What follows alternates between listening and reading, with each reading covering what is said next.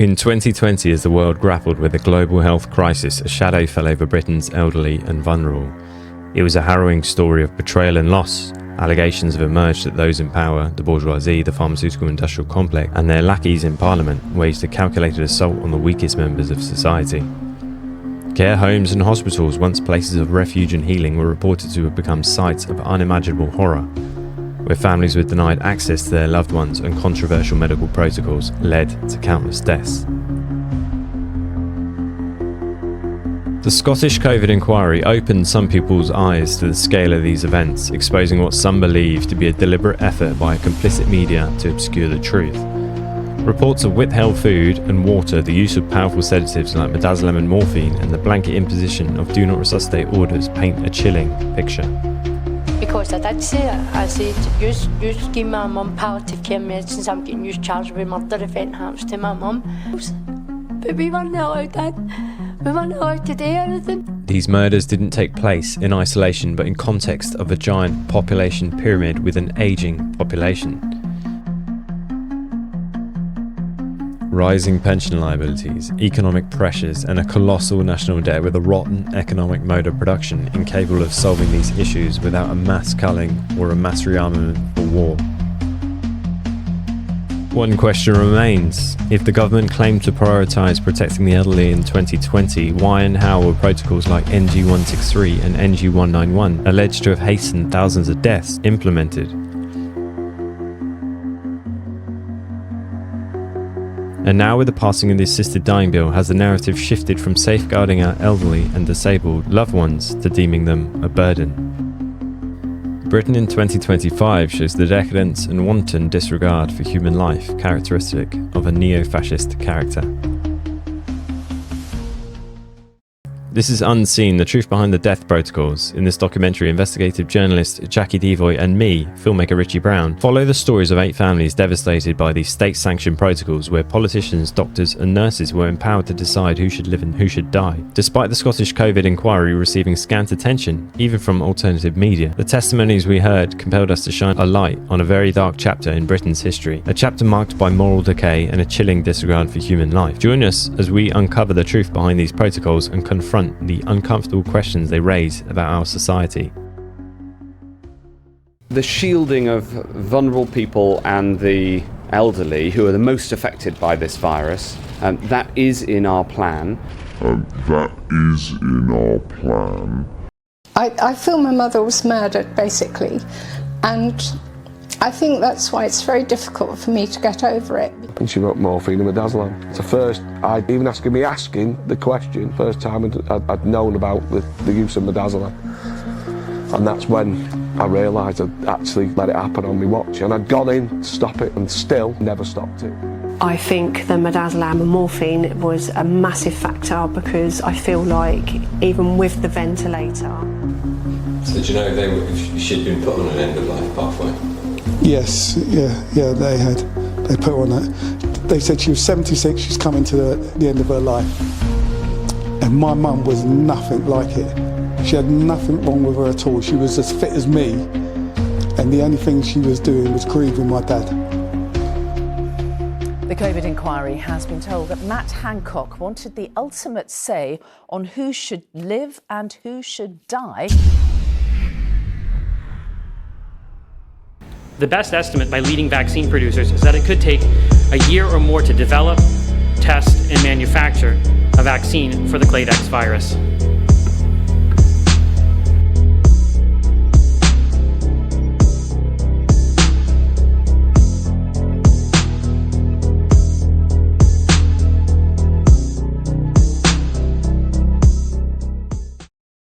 Started in 1985 going totally freelance, working for mainly teenage and women's magazines back at the time, which was really fun and enjoyable. But over the last 5 years, I've kind of lost a lot of faith in the mainstream media, especially the newspapers, and have been writing more and more for alternative news outlets and papers and websites. So yeah, it's just especially, I mean, newspapers have got a reputation for kind of sensationalizing things and making things up anyway, but over the last 5 years, it's been off the scale. So, and And I started sending them stuff back in 2020. The very first thing I found out was back in March 2020, when the coronavirus, as it was called then, was downgraded to not a highly infectious disease. So I found that out in March 2020, and I had an article published on March the 24th, 2020,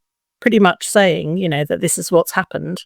So I sent all this out to all the mainstream papers at the time saying, look, you can put this on the front page of the paper, tell everyone it's nothing to worry about. I knew it wasn't anyway, but I've watched Event 201.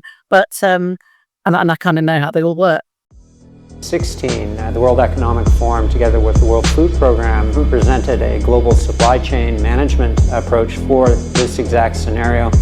And what might be helpful, given that everybody suffers from short-term memory deficit, is to have an emergency briefing on those resources that are global public goods that are there to facilitate supply chain management and where those can be deployed, but also CEPI, which was established 3 years ago to accelerate vaccines exactly in development in these settings where a coronavirus is in fact one of its indications and first areas of focus. That may not be common knowledge. Likewise, on the financing, there is global financing. But the newspaper editors, I don't think actually did know at that stage, because they're kind of in this little bubble, where they believe everything they're told a lot of the time, or they have to pretend that they do. And I sent that to a lot of papers, and they didn't want it. And I was saying, well, why don't you want to publish it? You can reassure the public, because they're all in a state of panic at the moment. They didn't want to reassure the public because, as we know now, and as a lot of us knew back then, they wanted to scare the pants off the public, and they were going to do that in a number of ways, using the mainstream media as their main conduit to do that. So I kind of just got a bit fed up about that. Then I started looking into the whole euthanasia thing that was going on in hospitals and care homes after a man came to me. It must have been around autumn time 2020. Yeah, it was, because my dad was in a care home at that point, and I remember standing in my dad's empty house taking this call. This guy rang and said that he'd seen me talking on David Icke's podcast. David interviewed me back on December the 9th, 2020. No, so it must have been shortly after that, so it's coming into winter 2020, when this guy was telling me that a relative of his had been murdered in an NHS facility. So I hadn't heard anything like that up until that point, but I wasn't surprised, because I've heard so many, shocking, outrageous, unbelievable things over the last few years that I listened to his story. We agreed to meet up. He had a huge pile of incontrovertible evidence, including drug charts, medical records, you name it. He had all the proof.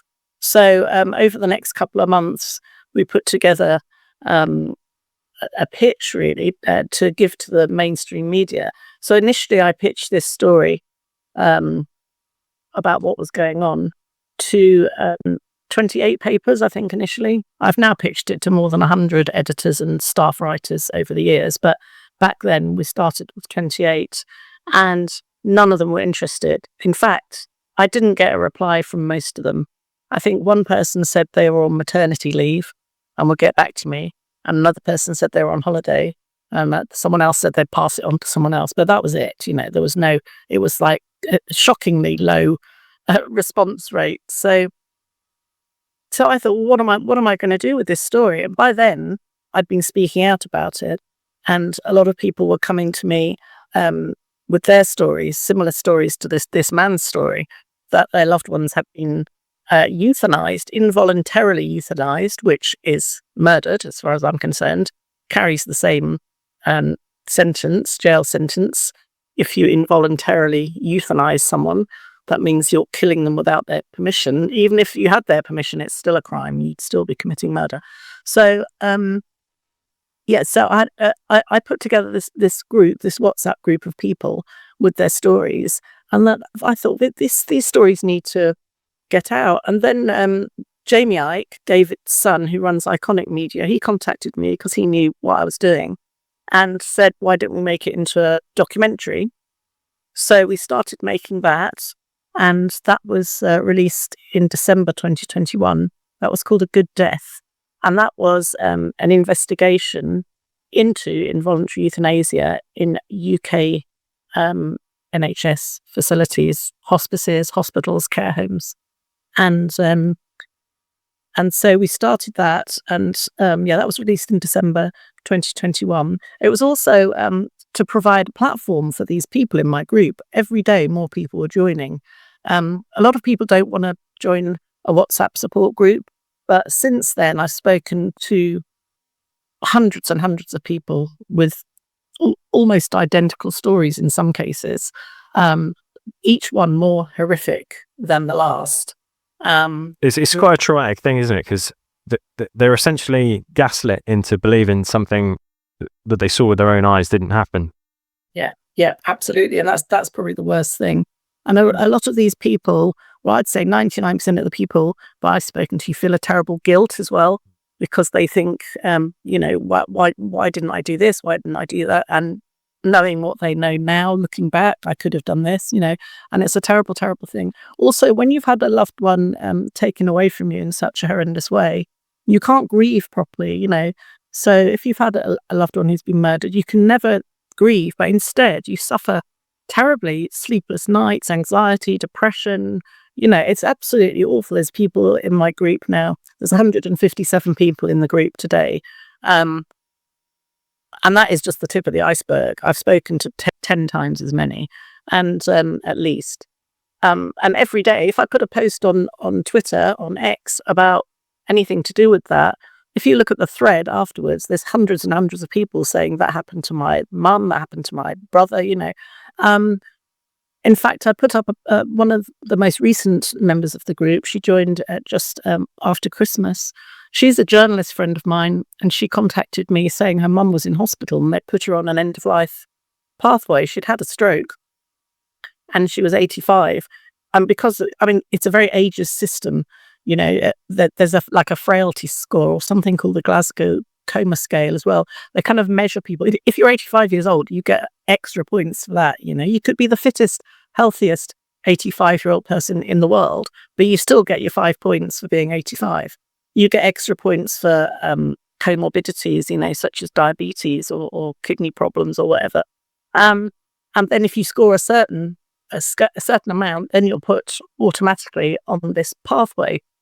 So my friend said, what do I do? So the story that she told me about her mother completely fitted the profile, and I said, okay, if you don't get her out of there or get her off that pathway, get those drugs taken away, she will be dead in a few days. Once a syringe driver is put onto somebody in that situation, and that's a pump that intermittently administers medications, once that's been put in place, it's an average of 29 hours before the person passes away. Some people go quicker. Sometimes it takes a lot longer, depends on the individual. In this case, I thought it's going to be maximum of 3 days. She went into the hospital, said she wanted her mum taken off it. They talked her out of it. They talked her father out of it as well, who was very, upset at the time and stressed. They take advantage of this situation where the people just don't know what to do, So anyway, her mother died within a couple of days. And then it got worse after that, if you can imagine, because she knew it was going to happen, but they couldn't stop it in time. That's the thing, because time is often of the essence in those situations. And she, when she got the phone call saying her mum had died, she went to the hospital, went into the room where her mother was. Her mother had just been left dead, with her eyes open, with her mouth open, the room in disarray, with the syringe driver still attached, bright lights. She was very shocked to see her mum like this, and she's quite a tough. The organised democide of 2020 was not an aberration, but a logical extension of the Liverpool care pathway, which advocated death pathways. After a string of abuses and outrages such as this, the Liverpool care pathway was officially abolished. All I remember is they weren't feeding me. Up above my bed they put nil by my mouth and I was begging for food, she recalled. However, even the prostitute BBC was forced to admit that it had continued unofficially. Just under half of us die in a hospital. Good end-of-life or palliative care is designed to make that last experience as comfortable and dignified as possible. The Liverpool Care Pathway, or LCP, introduced in the 90s in England, Scotland and Northern Ireland, was meant to make that easier. Among other things, it introduced a checklist. Think of it as a prompt for hospital staff to help them work out if drugs, fluids and invasive tests can be stopped. Those kinds of treatments can be painful or unhelpful in the last stages of life. The pathway often worked well, but when it went wrong, it was extremely controversial. There were reports of treatments being removed too quickly. Some families said their loved ones had been left without food or water. The most damaging complaint was around communication. Some patients were being put on the LCP without anyone giving permission. Some families only found out about it after a loved one had passed away. After all the controversy, in 2013 the government scrapped the Liverpool Care Pathway in England. It's also being phased out in Scotland and Northern Ireland. It should be replaced by individual end-of-life plans, tailored to the patient and discussed with their relatives. But the debate isn't over. Critics in the medical profession say some hospitals have simply rebranded the LCP, giving it a different name, but continuing many of the same practices. Aye, that's what I says to him. I says, my mum's no dying of COVID. My mum's dying of starvation and dehydration. And you just had to look at my mum, see that her eyes were sunk right into the back of her head. Dr. Vernon Coleman has been calling out the corruption in our medical institutions for decades, once the darling of the mainstream press, and heaped with lots of praise. He found himself censored and silenced when he began speaking out at the fraud of COVID-19. Dr. Coleman was quick to point out the COVID fraud in many of his books, here of which are a few: Endgame, The Hidden Agenda 21, COVID-19, the greatest hoax in history, COVID-19, the fraud continues, anyone who tells you vaccines are safe and effective are lying, and his recent book, The End of Medicine. I asked him to give his views on the Liverpool Care Pathway. The aim of the depopulation plan is to gain control of the world, set up a world government and lead us via the horrors of net zero into the wilderness of the Great Reset. A subsidiary aim is to save money by dramatically cutting the amount of money spent on pensions, benefits, welfare and medical care. We've entered our own killing fields, and this is truly the slaughter of the innocent. It began with the Liverpool Care Pathway, one of the most shameful and inhumane programmes ever introduced in medicine. It was simple enough. Patients whom doctors or nurses thought were too old were literally starved of food and drink. They were denied medicines they needed too. Doctors and nurses who were employed to save patients were doing the opposite. It was legalised murder. The Liverpool Care Pathway was condemned, but it still continues. The problem with it, as far as the establishment was concerned, was that it could only be applied to the elderly and the very ill. First got involved in campaigning about end-of-life care protocols, what was called the Liverpool Care Pathway at the time, 2012, when my father was admitted into our local hospital, Liverpool NHS Trust, with abdomen pains. He got all relevant tests. It should have only been an overnight stay. He got diagnosed with constipation. There was nothing sinister going on, but the overnight stay turned into 8 months, 7 of them in critical care. So, long story short, Dad was basically put on the Liverpool Care Pathway. Even though the hospital denied it, especially critical care, they didn't use the Liverpool Care Pathway. That's what we got told. But the amount of times that we went in and Dad's fluids turned off or low, and he appeared to be severely dehydrated. Different things going on. He ended up ventilated because we told he caught hospital-acquired pneumonia and sepsis very early on after being admitted with constipation. They were all hospital-acquired. So this is what led him into critical care. He was only there for 3 days, and we got a phone call in the middle of the night, get the family together, he's dying, even though we were there a few hours earlier, and he was fine. So we all rushed down. We only lived around the corner from the hospital, and we rushed down, and the doctors were actually all around him. They put him in a room of his own, whereas hours earlier he was out on the bay of critical care. So there was no phone call to say, you know, they were doing all that, or no sort of like suggestion on the visits that they were going to be doing that. Dad was out cold, sedated, and they were actually in the process of putting the life support pipe down his throat. It's like they wanted us there to see what was going on. Mum got called into a meeting with the consultant on charge that night to say Dad went into septic shock. He caused another hospital-acquired sepsis and pneumonia. He went into septic shock, and in their opinions, Dad would die within 48 hours. But they are giving him life support, and there was all bags of whatever keeping him alive, 13 bags, I remember. By law, they've got to do that. We got told, but for dignity, and he's going to die anyway. Mum got told if she signed to consent to take him off treatments and they would up the morphine and he would pass away more dignified, because he will die anyway. So Mum wouldn't agree to it because they wouldn't tell her what happened in the short time, 3 weeks of driving himself in with constipation.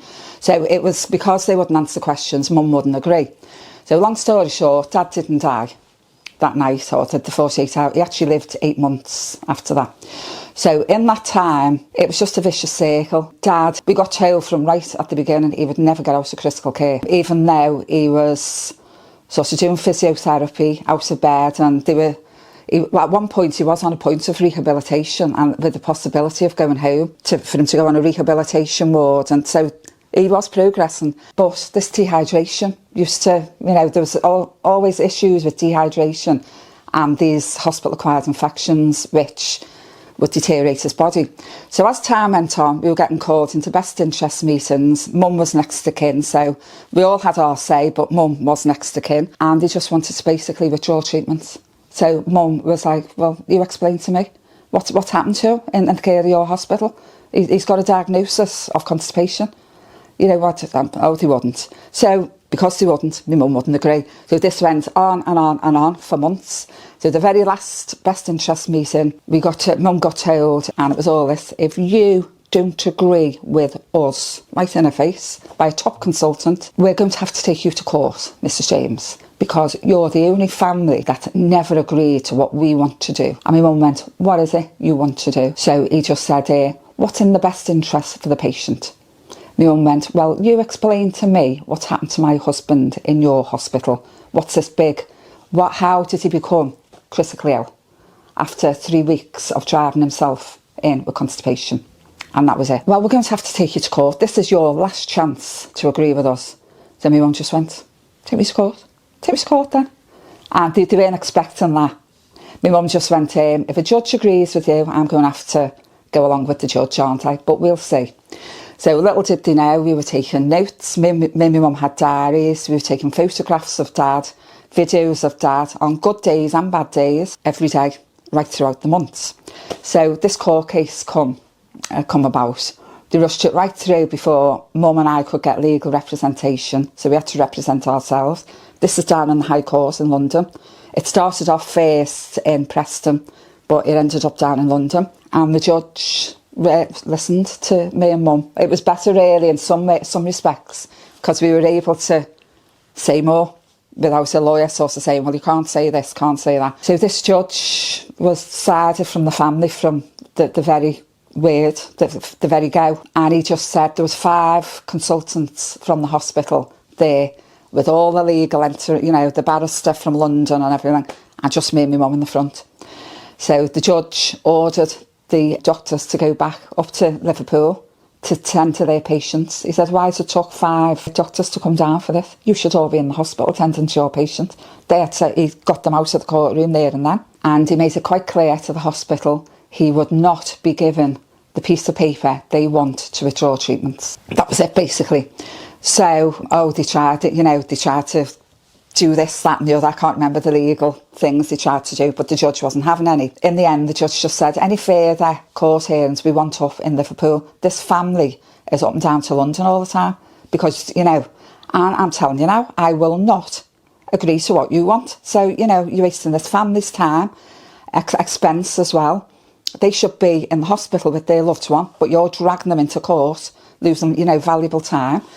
So it come back to Liverpool civil court. We got a Judge Jackson who was human rights judge, and by this time we were represented by a very good law firm, Liverpool, Brodie, Jackson and Cantor. So we were represented. So it was in and out of the civil courts for a while. So in the end, the judge wasn't persuaded neither of what the hospital wanted to do, so it went to trial. So long story short, the family had more evidence that treatment should continue. They still denied, the hospital still denied Dad was on the Liverpool care pathway, but what they said was he was on end-of-life treatments, even though he wasn't end-of-life. So to me, the Liverpool care pathway, end-of-life care, palliative care, through our experience with Mum, recent experience in the same hospital, it's all the same thing. All the same thing, it's just worded different. The same drugs come into it. Palliative care and end-of-life care is not black and white, it's a very grey area. End-of-life drugs, even though patients can live years on palliative care, end-of-life drugs can easily be brought into it to shorten their lives. It can easily be done, which we've witnessed recently with a lot of patients in the same hospital. And in my eyes, it's gone worse since 2012. The Liverpool care pathway was supposedly stopped in 2014, soon after the family's Supreme Court case. The family won the trial case in the High Court, but Dad sadly passed away in the December 2012. It was New Year's Eve 2012. It was because the hospital appealed the trial decision, because Dad took a deterioration of hospital-acquired pneumonia, so they had to rush back into the courts, and they got that piece of paper, what they wanted, in the appeal court. So, of course, our barrister was fuming. It was the last day of the court open before Christmas, so that was it. And Dad passed away New Year's Eve, so 2012. So Mum got a phone call soon after in the January to say that she could, even though Dad had passed away, she could take this into the Supreme Court to get the law sorted out, because there was two judgments there. One from the High Court trial case, which the family won, and another judgment was passed through the appeal court, which the hospital had overturned the trial. So it had to go to the Supreme Court to get the law sorted, if you like, which case stood. So Mum appealed against the hospital. She lost the appeal, but what happened was the appeal court judgment, it was more or less ripped up, and it went back to the trial case, what the family won. So even though, it's like, to me, they tried to keep both sides happy. They tried to keep the hospital happy by Mum losing the appeal, and tried to keep the family happy by it going back to the High Court judgment, and the hospital's appeal court was ripped up, basically.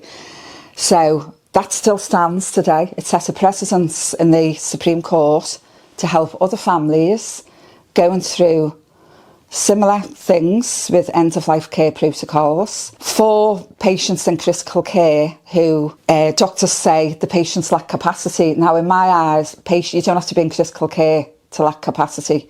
You can be on an ordinary hospital ward. But if it happens for families to be the patient's voice, what the patient's wishes are, and the family's wishes. Now, that still stands today.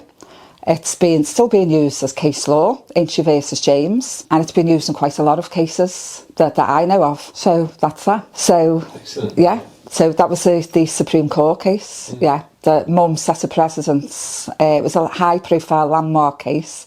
It was all in the mainstream media. The judge brought the media in. The hospital didn't want it, but Judge Jackson brought the media in.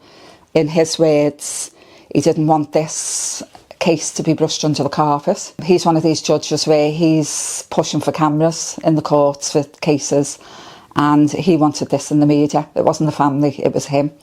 So that's how it all got in the mainstream media, and it did end up in the Supreme Court as a landmark case. high-profile case, which, as I say, still stands today. The Liverpool care pathway at that point? We had. Yes, because years later I found out my gran was murdered with the Liverpool care pathway back in 2011, before it was made illegal. Now, my auntie was asked to put my gran, who got pneumonia, she was 98 at the time, on the Liverpool care pathway. And she was like, oh, care, she's going to be getting special care and all this. Like, she signed it. I was with her when she signed it. And then it's like, they withdrew food and water. I'm like, what are you doing? They're like, oh no, we don't give them food and water. We withdraw all fluids and medication. So she'll just slip away. But I don't know if midazolam existed back then. It probably did. I'd never heard of it. It's been around for a while, actually. That. My auntie actually thought that, oh, it's a care pathway. She's getting extra care, yeah. But what you don't realise is that care pathway is a pathway to death.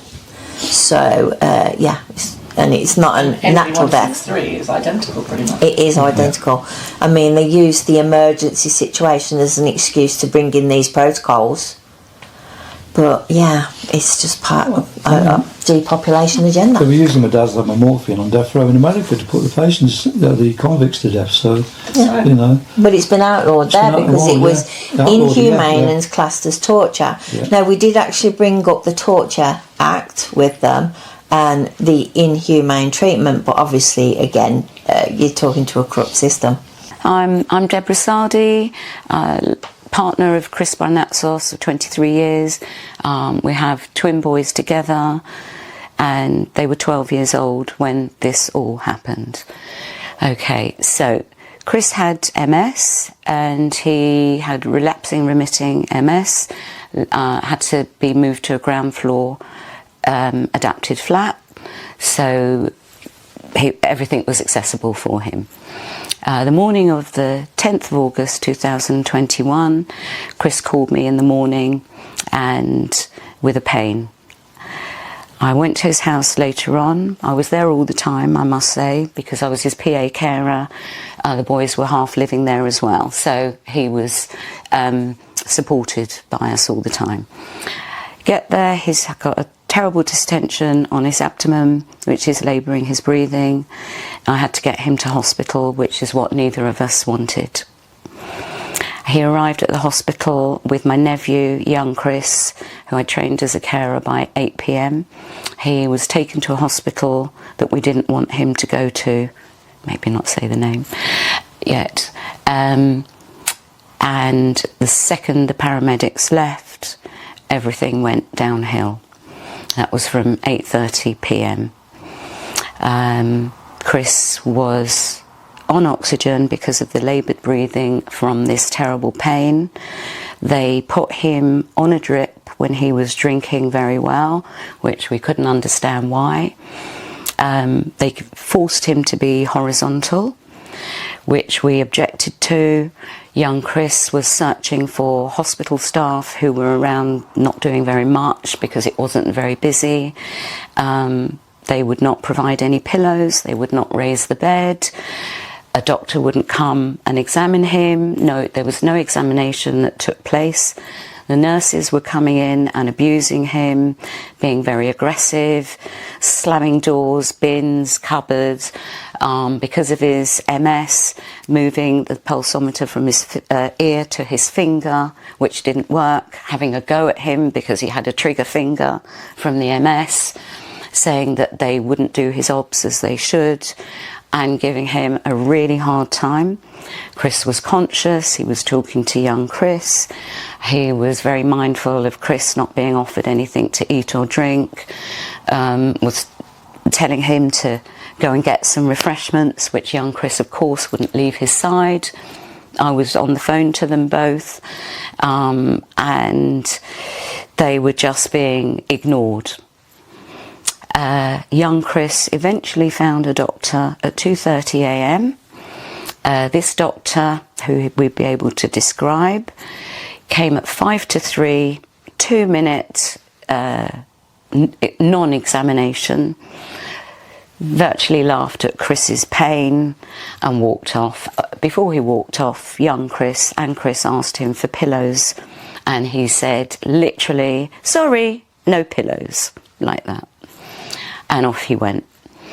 The nurses were coming in, the odd nice one, the rest were just really not interested and nasty. At 5 a.m. he was told that he would be going to ICU, to a ward. Young Chris was told to leave, which he didn't want to leave, said, insisting on me coming up and taking over, and they said not to worry, that Debbie will be able to come as soon as they've got him settled in the ward. I received a phone call about 7:30 in the morning from nurse in charge Gina, who was explaining what ward he was in, and a doctor would phone. Literally minutes after, a junior Dr. David phoned me, and he asked me who I was. And I said, well, you know who I am, you phoned me. And he said, no, who exactly are you? So I said, I'm Chris's partner of 23 years. And he starts going into a frenzy of, oh my God, you have to tell everyone you're the wife. Please don't tell anyone you're the partner. Just stress that you're the wife. Tell everybody in this hospital that you are the wife. And it was very bizarre, and said not to come till after 9 o'clock. So make my way there, get there before 10 o'clock. By the time I find the ward and everything, and I get taken into a seminar room by a sister, Florence. I can see her name tag, and she's very strange, asking me for refreshments and anything at all. Would I like something? I said this is highly unusual, and she's really stressing it. So to shut her up, I eventually have a coffee. And I think this is some kind of softening up mechanism going on. And in comes what I call a split team. Across the tables is Junior Dr. David and Nurse Gina to my right. Senior consultant introduces himself as Abdul, and the rest Florence and some male nurses and a female nurse. And I ask them what's wrong with Chris, and they tell me that they have no idea what's wrong. I said, what do you mean? He's been here 14 and a half hours. They said, we've got no idea what's wrong, but we've decided to put him into palliative care. I said, what are you talking about? The man's not dying. He said, no. And he starts talking about the government. I said, what do you mean? He said, well, I've decided to put Chris into palliative care because he's got MS, he's costing the government and the NHS far too much money. And I nearly hit the roof. Calm, and I start talking about the government. I said, I know about the government changing the goalpost. Chris is not dying. You have to investigate what's going on. I talk about the stem cell treatment that he was going to have on the NHS, and the government changed the goalpost. I said he was examined by a neurologist less than 2 weeks prior to this. He's going into neuro rehab in preparation for the stem cell treatment, which we're paying for privately. And he starts laughing at me, even though he's got a mask on. And he starts saying that it's palliative care. And then he starts doing a CPR action. And I said, what are you doing that for? He said, it wouldn't be very nice, would it, for anybody? Didn't answer him. Then he does it a second time and says, wouldn't be very nice. And he's grimacing now. I said, well, there's nothing wrong with Chris's heart. He's as strong as an ox. He's constitutionally strong. He's just got MS. And then he starts very aggressively grimacing, sound effects galore, saying this would not be very nice, would it? I said, oh yes it would if a patient requires it. But Chris doesn't require it. He's got a very strong heart. He has no heart condition. So why are you doing it? And he nods at me and says it wouldn't be very nice for any patient, would it? It was the 2nd of September 2021.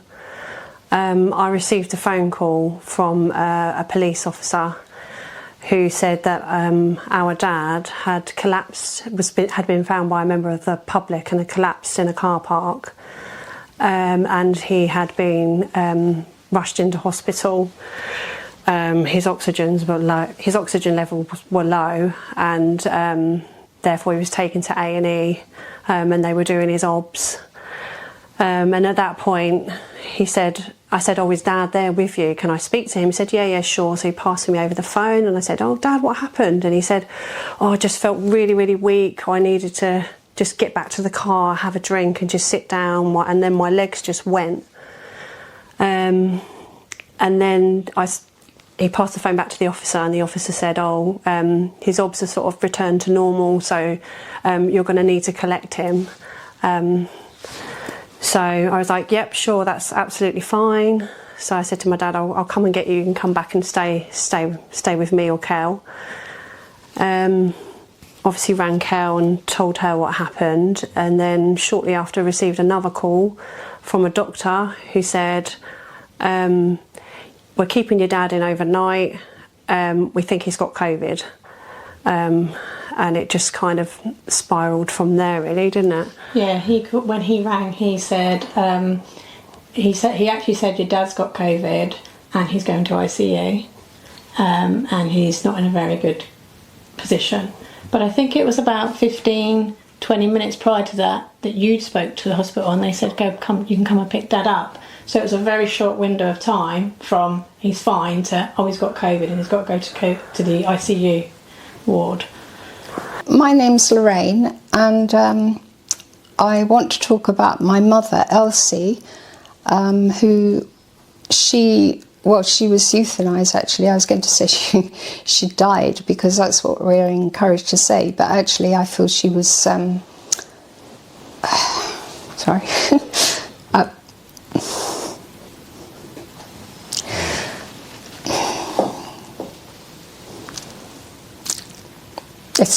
Sometimes I can talk about this, and sometimes it's incredibly difficult. I don't really know why, but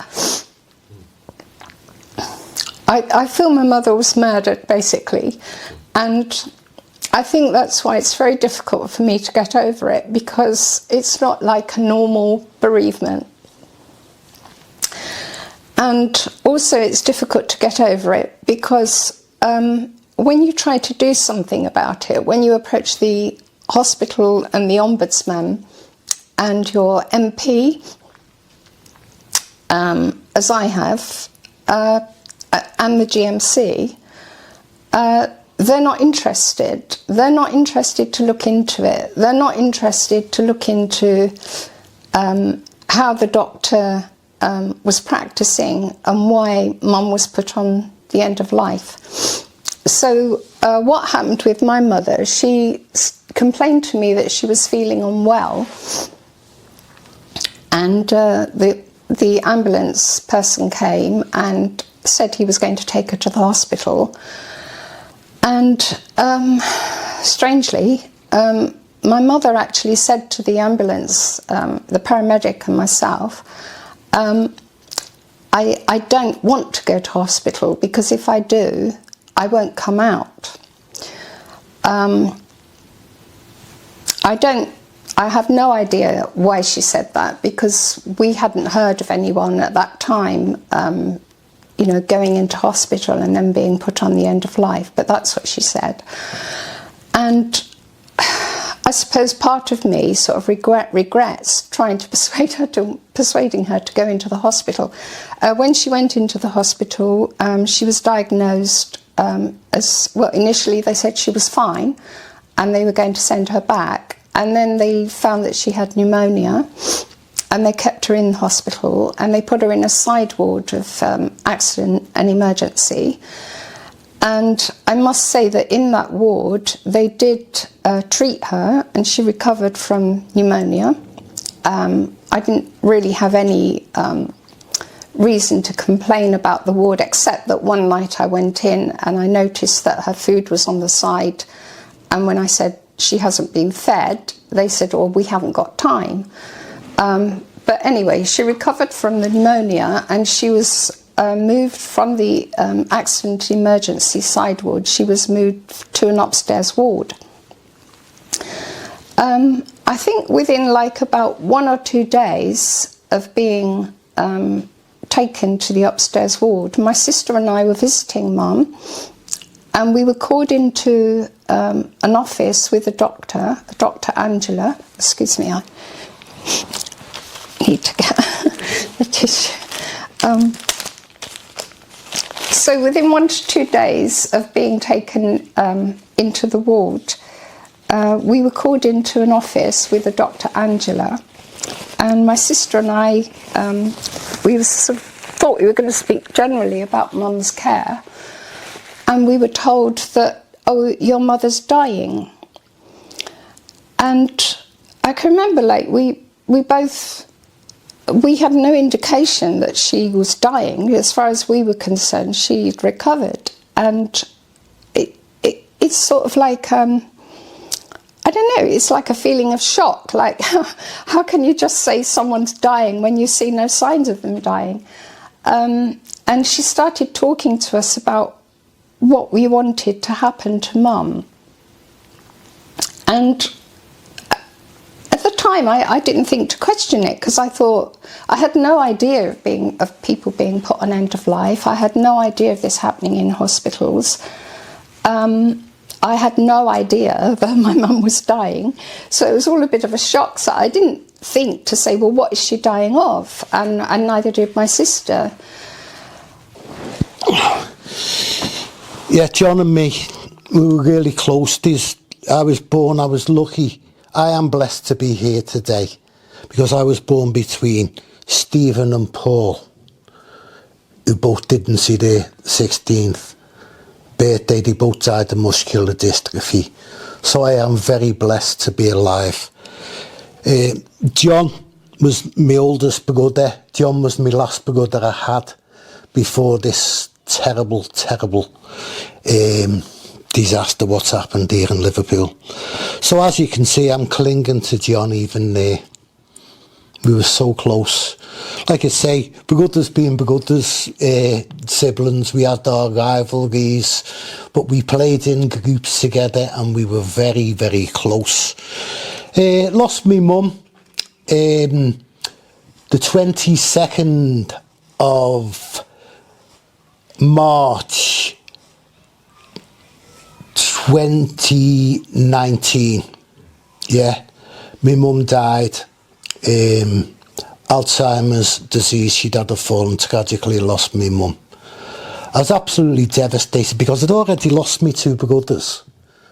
Then I lost my mum. And the only person who was ever there for me was John. John gave me comfort after my mum died, right up until he died 14 months later.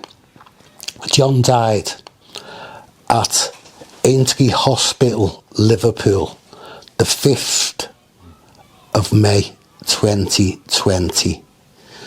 The circumstances, I don't know, but it was a terrible experience, and I'm still grief-stricken. 5 years, it's more or less 5 years, coming up to 5 years to the day since he went in hospital.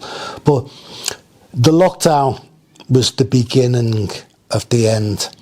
Now, John had such respect and trust in the NHS, and as the lockdown happened, John rang me up and said, "Tony, I'm not feeling so good."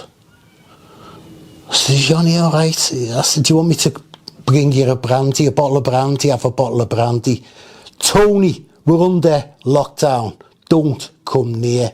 Now, once again, he's my hero. He was even protecting me during the lockdown. He sacrificed his life, basically, not wanting anyone to go near him. And what happened with John is, over the time, he was getting worse, and I was speaking to him. He said, I've rang an hospital, I've rang for an ambulance. Waited over a week for an ambulance, John did. But the significance is, in the meantime, up to when the ambulance did come. Because what happened is he was getting advice from the NHS helpline. The NHS helpline, I believe, misdiagnosed John's illness. They told John under no circumstances to go outside the door. We were under lockdown. They told John to go to bed, shut the windows and shut the curtains and self-isolate. John took this advice. We're basically the Ormond family. John, Junior, Wes and Lolly. Everyone calls me Lolly. It was John Ormrod Senior that was murdered with midazolam and morphine. He was 88 years old, and that was back in 2022. Wes is his youngest son, John is his middle son, and I'm the wife of Wes. So, yeah, this is our story. So where shall we begin? We start. Okay. Yeah. Well, basically it all began back in January 2022. Dad had got a chest infection and his oxygen levels had dropped a little bit lower than we was comfortable with. So Dad was clued up with what was going on in the care homes and stuff. He was well versed with the midazolam and morphine thing and what have you. So he didn't really want to go anywhere near a hospital, but it come to the point where he admitted his chest was a bit bad, and yeah, he says, well, to be fair, I think you need to call him. We was kind of hoping somebody would come in, just give him a bit of oxygen and he'd be well away. But obviously that wasn't the case. He had the ambulance people come in and they said, yeah, you do need, it's a little bit low. They joked and said, you've won a stay in George Eliot Hospital. You've won an overnight stay. That wasn't a joke, because basically, yeah, he never returned. Well, obviously we're here to talk about the death of my dad in 2021, October the 21st. You know, in hospital under suspicious circumstances. I'll start right back from at the beginning. So, my dad had an episode in here. We don't know what it was. We still haven't, to this day, actually been told exactly what was up with him. All we know is he blank expression, couldn't control his bladder. We conversed him. You were here, and we didn't know what to do. So we phoned 111. They said, phone 999, which we did. So he was in hospital. When he eventually went into hospital, he was in a corridor on a bed for about 13 hours. As Darren's just said, his partner did stay with him for initially the first part of him being there. Then I went and took over. And like I said, he was still in the corridor for about 13, 14 hours. Seen by a doctor. The doctor then did they checked him over, put him in for an x-ray on his chest and said, oh, he's got a slight infection on his chest. So, okay then, that's fine. Possible water infection, but they said he had a slight chest infection. Which is a bit strange, because what I remember, because I know it's a long time ago now, but what I can remember is him not being unwell, not coughing or anything like that. So I don't know. It's just odd, you know what I mean? Eventually being put onto a holding ward afterwards, to where, and he was quite poorly. Was put into a holding ward in the hospital. We were there then. Do you want me to speak about that the nurse and the... I mean, with this whole thing, I mean, it's you can go into every detail, but it's a little bit, I'm not saying it's pointless, but basically he had an episode here. I can't remember, we sat here and I think he said when Lisa was there, or Lisa was on the phone to our staff in Australia, and my dad suddenly went like this. And he went, Lisa, get me up. So I think that was the start of it. And it was just after his shingles jab. I think it was the same day. So that was the start of it. And so everything else after that, really, when they went into hospital, they never really diagnosed. And like I say, initially they said, that he came to us at one point and said he got brain cancer or cancer. And we were told that. And then it sort of went from, you know about the different types, stroke sort of things that they mentioned. But what we're saying was that there's episodes in hospital where it just got worse. There was never then, oh yeah, it's this wrong with your dad, he's going into that ward, we're going to do this, we're going to do that. They just didn't have a clue. How long was he in hospital for from the day he went in? So he went in on the Sunday, and then he came out a week on the Tuesday. I don't know if I remember that is because it was your birthday, which is the 6th of October. So he went in on the 20. So we had the party there on the Monday for my mum's birthday. Yeah. It was the Wednesday, which would have been the 6th. I had a phone call say your dad can come out, come and pick him up, which we were happy about, but they were confident that they could let him out. But like I say, in this time, them 3 weeks, it was sort of, we were going in most days, make sure he got hydrated and stuff like that. And you were allowed in? We just walked in. We just went into ward. We just wait for the nurse to come out of ward and go in. Yeah, they were fine. Nurses were fine with us. When he was placed in the holding ward so we went in on the Sunday. He was placed in a holding ward on the Monday. I was getting my story straight, but I know where I am now. Placed in a holding ward on the Monday. He was then taken for a CT scan on the Wednesday. This was to ascertain, what was going on, because he was showing some signs of confusion. I won't say delirium, but not fully there. A bit of what do they call it? Not blank expressions, but vacant seizures. You know what I mean? Just it'd be like that. The next minute, he'd be just staring into space. So we went in for a CT scan on the Wednesday. I got a phone call then to say your dad's had a CT scan. He's got a brain tumour. Now my wife was sat next to me at the time, and I just was shocked as if like from a CT scan they knew straight away that it was a brain tumour. We have no medical background, but like I said, we've got certain members of our family who are doctors and nurses and are part of the NHS, and straight away from a CT scan you don't know something is something without further investigation. So I just said to them, also you know from a CT scan that he's got a brain tumour. Yeah, it was the words that they used. It was a malignant brain tumour, which was really got me like going, this is odd. So I tells all the family, looks like Dad's got a brain tumour. Sort of would explain, the cognitive issues that he'd been having over the last couple of days.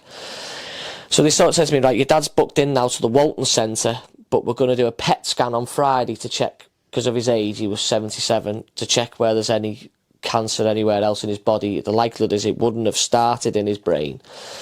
It's probably come from somewhere else.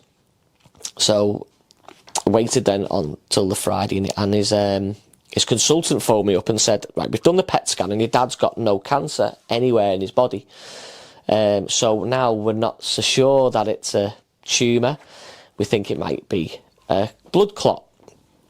So I was like, okay, great news. At the time, we were thinking, this is fantastic news. I told all the family he'd had cancer. Now I was able to tell them he hasn't got cancer.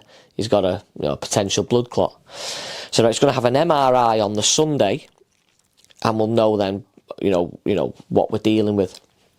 So I get a phone call from a junior doctor then on the Sunday to say that my dad, cut a long story short, your dad's had a bleed on the brain due to what do they call it? The other bleed on the brain due to a hemorrhage. Not hemorrhage. No, I can't remember what it's called now. So the ischemic stroke is where he's got a blood clot. The other stroke is down to him having a bleed on the brain. I can't remember what the name of it's called now. Didn't they sort of half diagnose one and then give him the wrong medication and said it was the other one, which is what's made it worse because we were giving him the wrong medication. Yeah, so they said he'd had a bleed on the brain. They said he should make a full recovery and he will be out by the Friday. So how it first started was my dad had passed away. So my mum was at home grieving my dad straight away, really. So she'd been in bed for, I'd say, probably about 4 days. And you could just tell she was grieving. So it was unusual for her. So my sister and brother called the ambulance just to have her checked out because they thought it's not normal. So they called the ambulance. The ambulance come. They checked her oxygen levels. They were 99%. And they said, you might have a slight infection. You can come into the hospital. So she went to the hospital and she was ringing my brother up and said there's people in the hospital, double vaccinated, single vaccinated, basically. And she was fine. And she said she'll be coming home. So then afterwards, we never heard nothing from her at all. So they'd obviously taken her phone and given her morphine. So when we went down to the hospital, we could see that she was drowsy and she was waving through the window at us, you know, drowsy. So I said to the doctor, why are you giving her morphine? And they said they give her morphine for an uncomfortable mask. We'd known, both myself and my sister, and also my father, that Mum had shown signs of dementia for at least the last 5 or 6 years. We kind of noticed it, which, you know, she was in her 80s, and we all know that it's an increasingly common issue because the population is ageing. It was ignored by... My father was very protective of my mother. He didn't want to accept it. I understand that. And I understand that my mother didn't want to either. So they refused all kind of help. We had to go by the back door to get her an assessment because they basically refused to have carers come in to do an assessment. She refused to go to the GP surgery to get a mental assessment that they do, memory assessment, I think it is. So because they didn't have any help or any support, my dad was adamant, I can look after your mother by myself, you know, just leave us alone, we'll be fine, all the rest of it. And as we know with dementia, there is no cure and it does progressively get worse. So that was quite noticeable, but it had accelerated quite rapidly in the last 18 months. You know, they'd come and visit and Mother, she wasn't there. She'd be there for few minutes and then she wasn't there. She'd just be standing staring randomly at things. She started to get very frustrated, which I understand, and aggressive, and then started being violent towards my father. Now, where my dad still lives, they've got quite a nice big house in a little village in Buckinghamshire with no immediate facilities. You have to drive 2 miles to get to even the smallest shop. So they were quite isolated. And because my father and my mother refused any help, Mum deteriorated quite rapidly. They had no downstairs washing facilities. Mum couldn't get up and down the stairs. My son, who is a carpenter, actually went over there to make sure that he put in like stability stuff on the stairs to help her get up the stairs. Dad was adamant that Mum could cope. She obviously couldn't. And I didn't know this But I just phoned to say hello. This was last December. Just phone up to say hi, Dad, hi, Mum, how are you? And Dad was like, oh, Mum had some kind of episode. She fell, and I didn't know what to do, so I went to the next door neighbour. He had a medical background as well, so we think she's had a stroke. So he managed to manhandle her down the stairs because she collapsed upstairs. And they said she needs to go to hospital, and they said basically she's had a stroke. Yeah, both my parents lived independently in their own home in a bungalow in Billinge, and they used to go on the bus daily. So then lockdown came, that was March 2020, and things just changed dramatically. My dad's mental health declined significantly. He wasn't remembering anything, and he'd do like bizarre little things. My mum's mental health had declined as well, and obviously we couldn't go in. She wouldn't let anyone in because she was scared, really. And with the news saying about the virus, my mum was that paranoid. She'd shut the windows, thinking the virus had come in, even though it was like glorious sunshine and 20 degrees outside.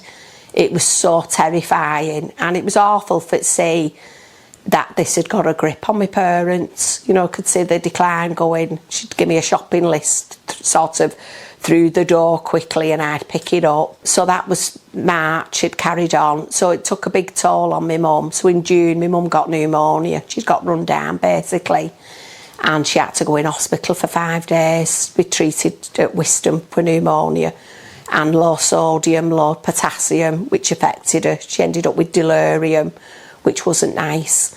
Then Dad, we couldn't leave him on his own. He was prone to falls and his dementia.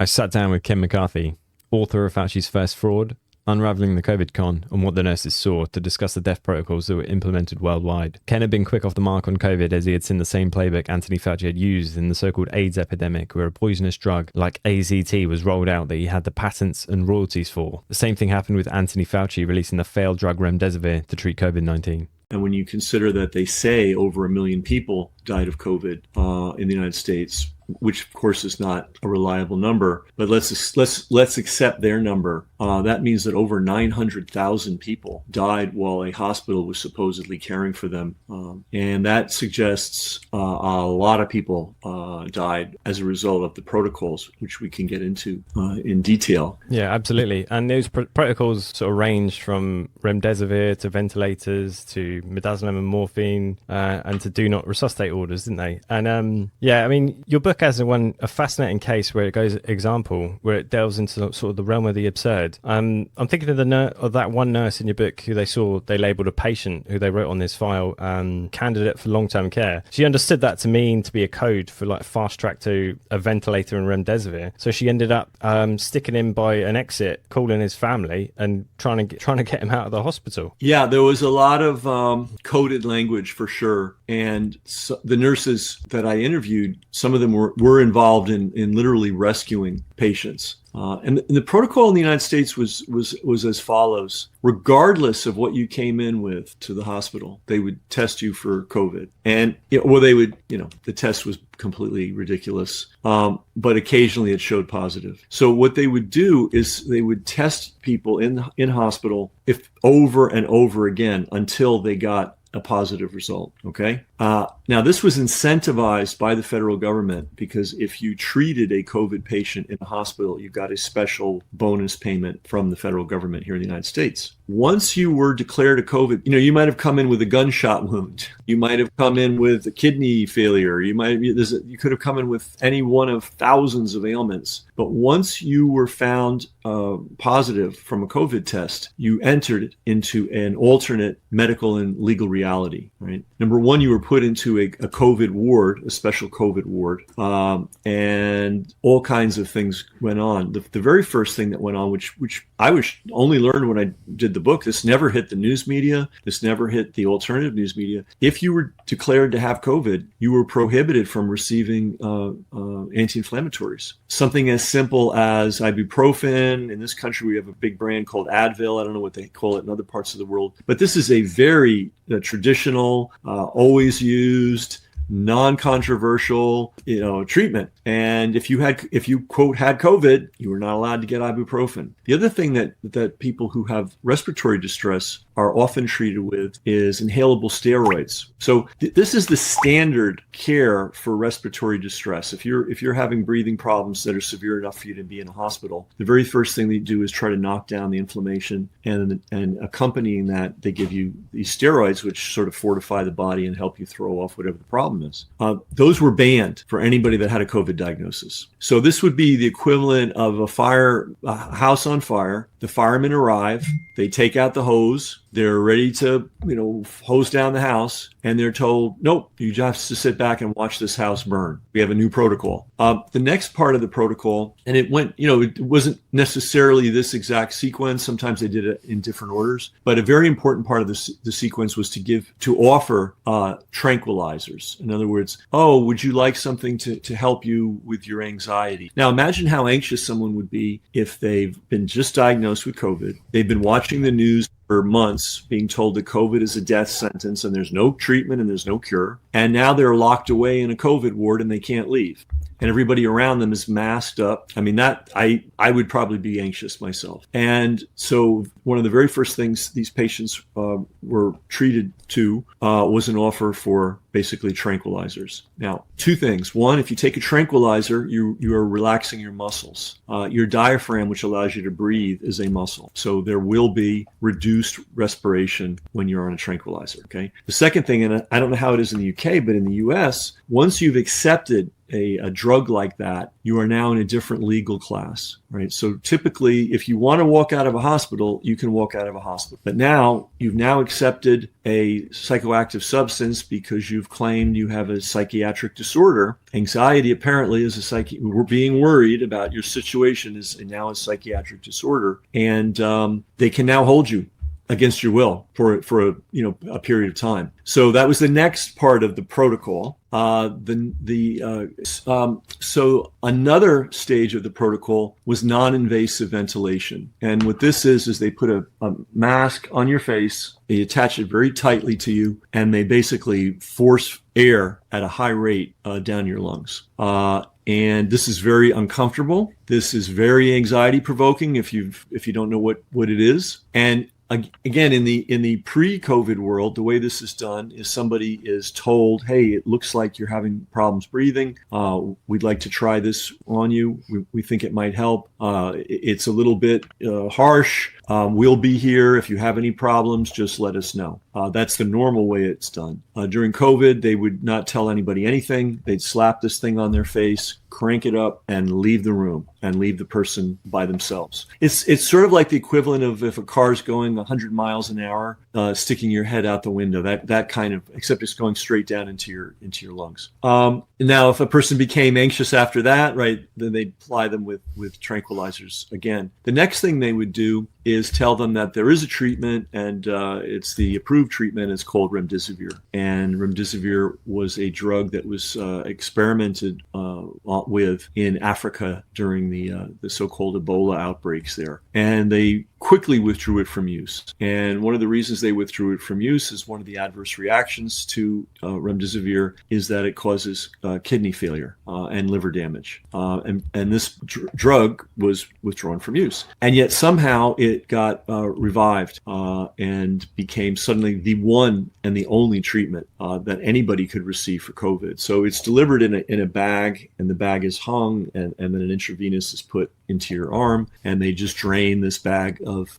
pretty toxic substance into your bloodstream. Now in the US, the hospitals, which are privately owned, they're owned by corporations, they were given incentives for every course of remdesivir that they gave people. So this was immediately being given to everybody. I have a colleague who's done the statistics on death rates. I think it was in New Hampshire and Minnesota. And as soon as remdesivir remdesivir was introduced, suddenly you had people dying of kidney failure. You could see the spike. It's not subtle. It's an absolute spike. So educated nurses saw this and they said, "Oh, this is not good. We've just seen 3, 4, 5 patients die after being given a course of remdesivir." And those who refused to continue to give it were disciplined. They were fired in some cases, and if they continued to talk, they were actually sort of trolled on the internet, attacked, doxxed, having their name and address given out to basically unhinged people. In the NG191 document, the failed drug remdesivir is advocated for treating COVID-19. Similar to anti-Fauci's toxic poison drug AZT during the alleged AIDS epidemic, remdesivir was a failed drug to begin with. The World Health Organization recognized its failure to treat COVID in a now deleted webpage. However, as with AZT, remdesivir was Anthony Fauci's cash cow and rushed to the market, whereby it quickly killed people with organ failure. So that was another thing that they did, was to give remdesivir to everybody, and it was a profit center. And then the last thing that they did was to do invasive ventilation, and this involves literally putting a pipe down somebody's trachea into their bronchial area, and it's called the garden hose, by people that do the work. It's not a trivial thing. In order to be invasively vented, you have to be knocked out. You have to get a course of analgesics, which might include fentanyl. In fact, did in many, if not most cases. And you also had to be given antiparalytic drugs. These are drugs that keep you from moving, basically. And these are not pills. These are intravenous drugs delivered by a tube from a hung bag. And you could be receiving anywhere from 3 to 5 to 12 different bags. You're knocked out, and you are basically in a vegetative state. You obviously can't feed yourself, so you're fed by a tube. You can't clean yourself, so you are 100% dependent on the people around you to clean you. And one of the problems was in the U.S. hospitals, there was such hysteria and panic among the medical staff and nurses that patients were not being cleaned. All right, so this was a recipe for disaster.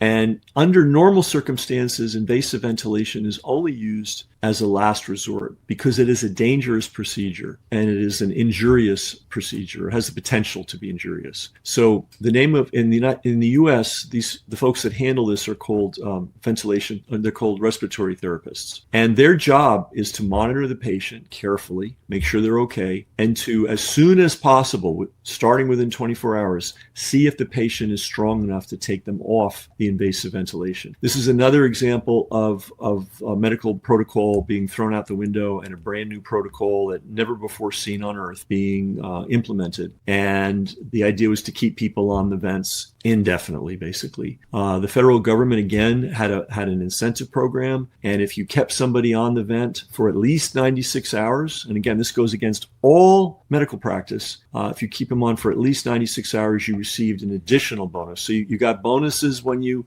declared somebody a COVID patient. You got bonuses when you put them on remdesivir. You got bonuses when you put them on the invasive ventilation. And you got bonuses if you kept them on the ventilation for at least 96 hours. And in terms of remdesivir, you got bonus for every course. Not every bag, but every series of courses, every series of bags. Okay, every series of bags constitutes a course. So not only did you get paid by the bag, you got paid for completing a course. We know of at least one case where one patient was given 3 separate courses of remdesivir, and he died of organ failure. And this was something that you may have heard this from the families as well, because after my book came out, I had focused on nurses, but after the book came out, I was being contacted by families, and I had a lot of conversations with families. And a very common comment was, we did not even recognize him or her. The body was in such terrible condition when the body was given over to us.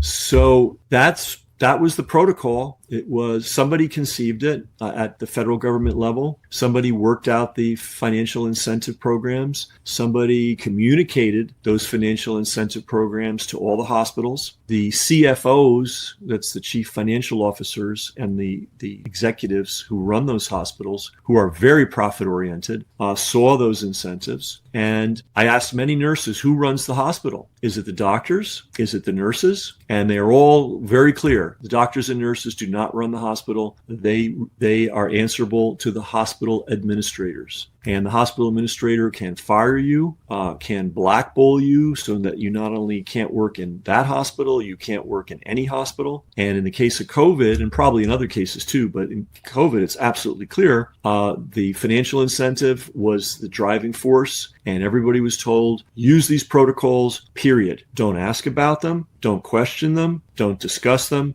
And if you refuse to do them, you're out of here. And this occurred all over the country in the United States. Now, I asked late in the process of interviewing the nurses, I said, what percentage of nurses actually pushed back on this? And they were reluctant to give an answer. And you have to understand, these are traumatized people, right? And when I asked them to recount all the things they went through, I was asking a lot. It's like asking a military veteran, a battle veteran, combat veteran, hey, tell me about, such and such an episode. It's not a pleasant thing to recount. So they were reluctant to talk about how many nurses did or didn't push back, but I pushed a little bit because I needed an answer. And so I floated a number. I said, was it 10%? And they all said, no, it was a whole lot less. So basically at least 90% of the nurses, probably 95%, maybe 99%, went along with these protocols, watched patients get seriously injured and die, and continued to apply the same protocol.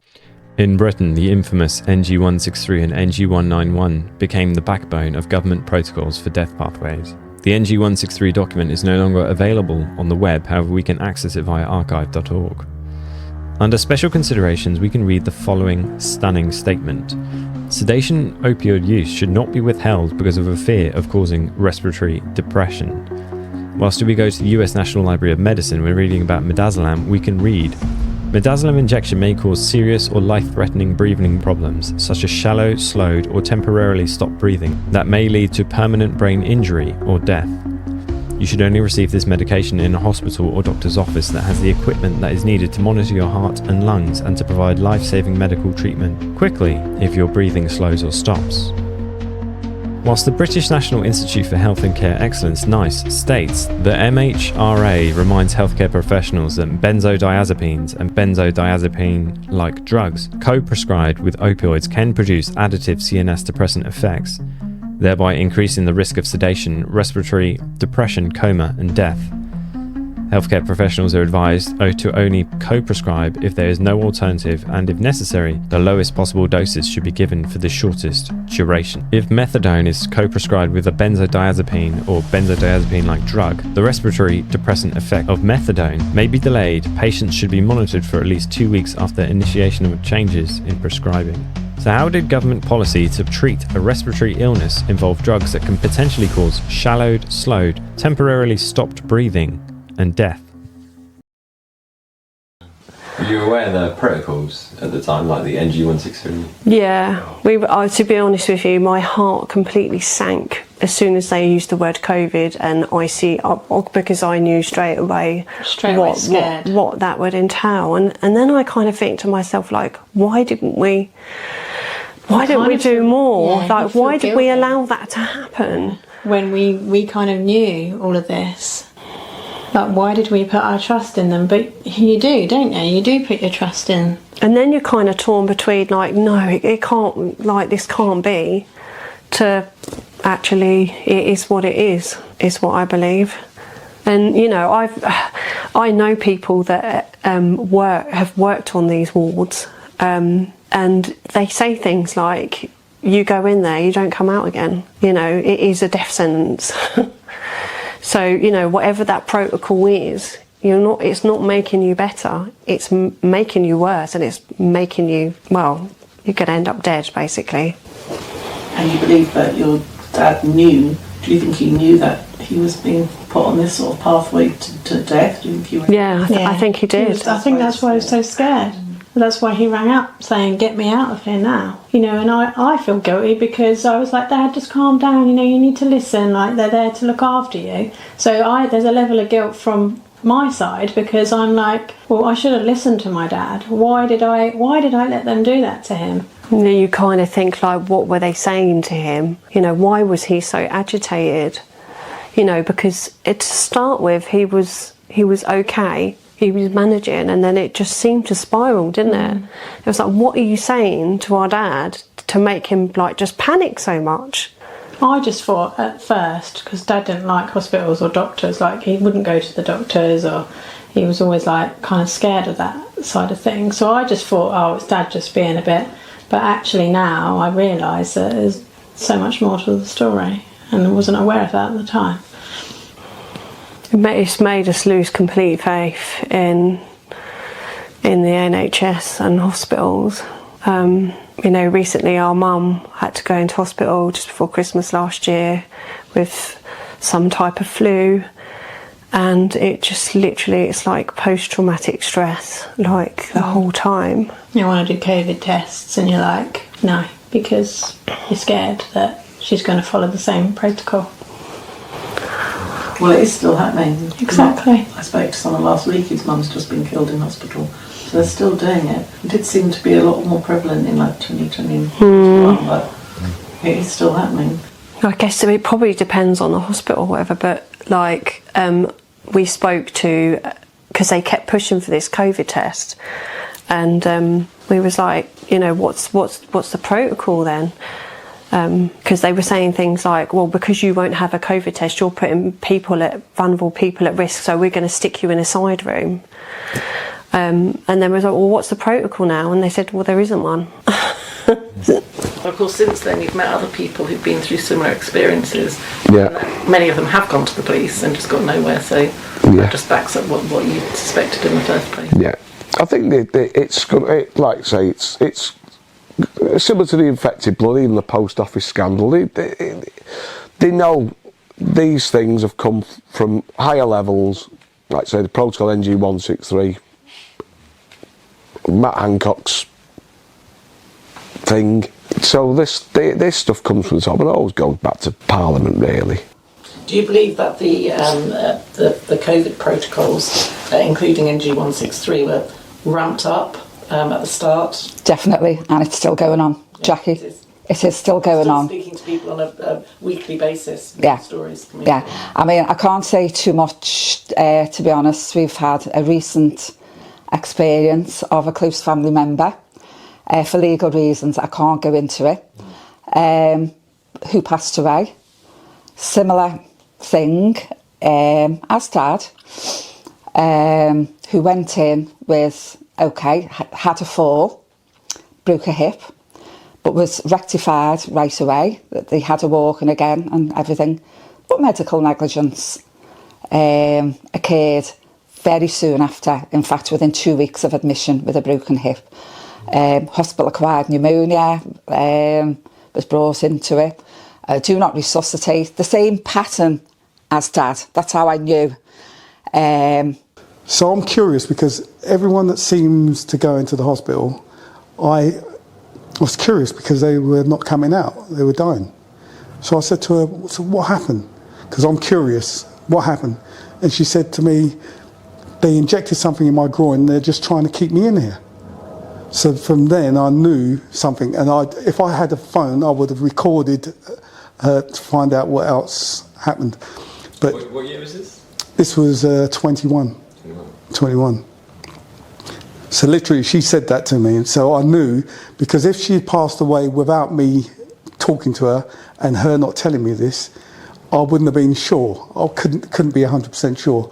But when she told me they're trying to keep me in here, there was nothing wrong with me. They injected something in my groin. I knew straight away that they had done something. So so then obviously her SAT levels were low, and it's because they were giving her morphine, putting the oxygen mask on her, so she couldn't do nothing because she was drowsed up. So the other thing she said to my sister, which rung bells, was she said that they were letting her wet the bed. But she had a catheter in. So when did they put the catheter in? After they drugged her and put a catheter in? So I knew there was something wrong there. So in the end, my sister stayed there, and then they gave her an injection, and then obviously killed her off. So they were giving her morphine and midazolam, and they gave her that to kill her off. But I don't know whether if we took her out of there, what would have happened. You're in a situation where you don't know what's going to happen because her SAT levels were low after the treatment that they'd given her, the morphine, the mask, the midazolam. So there was really nothing we could do. Yeah. Do you know the dosages of the morphine and midazolam? There you go. I'm not 100% with the dosages. We did took something down. I've got a book that I've put everything in the notes. So I've got all the drugs that they were giving her and everything. But even while she was there, they said to her that if we take you off if you take the mask off, you'll die. Right. So they were scaring her into taking the drugs and telling her. I mean, I don't know who would tell someone they're going to die if they knew they were going to die. You know, no one. If someone's dying, no nurse will go and say, "Oh, you're going to die." And that's what they did. So. So do you know if she'd been put on an end of life pathway? Yes, yeah, they had. They put her on that. They said she was 76, she's coming to the end of her life. And my mum was nothing like it. She had nothing wrong with her at all. She was as fit as me, and the only thing she was doing was grieving my dad. So, you know, even if she had cancer or something like that, there was nothing wrong with her at all. Nothing. So they literally killed her, gave her end of life.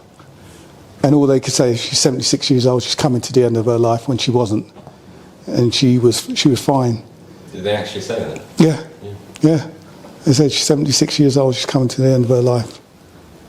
And we know our mum, you know, she was nowhere near going to die. Nothing at all wrong with her. So it's just what they did. And she went in with 99% oxygen levels, and then the doctor tried to make out that when she got to the hospital that it dropped to 70 something.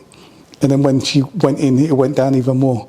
But she'd been grieving for 4 days. Why didn't it go down then? So she had 99% oxygen levels when she was taken in the ambulance.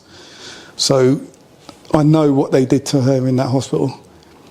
And for the nurse to be turning, not even looking at me in the eye, she just could not look me in the eye. And then she went off. So they knew that what they were doing. You know, some people might say, was it negligent? It wasn't negligence. I could never put it down to that. It was deliberate what they did. Deliberate. There's no way it was negligence. It was deliberate. And the thirst she had, was that because they had withdrawn fluid and food, you reckon? Yes. We noticed that, you know, normally you get a drip. Yeah. She didn't have that. So my aunt was a nurse, and she said, you've not even given her a drip. And then when they said that, they said, oh, we're giving it to her orally. So when are they going to give it to her orally? They're going to take the mask off and say, here, I have some water. They weren't giving it to her orally. So they didn't have the drip on her, didn't have nothing. So they weren't giving her fluids at all. So, yeah, that was another thing. Did you suspect something straight away, or did it come later? No, I suspected straight away. As I went into the hospital and I saw that she was all drowsy, and they said they were giving her morphine for an uncomfortable mask, to me that didn't make sense. You know, people will get morphine when they're in pain, if they've broken an arm or broken a leg or something. But for an uncomfortable mask, give them morphine. They tried to calm my sister by saying that we're giving her, like they were doing her a favour.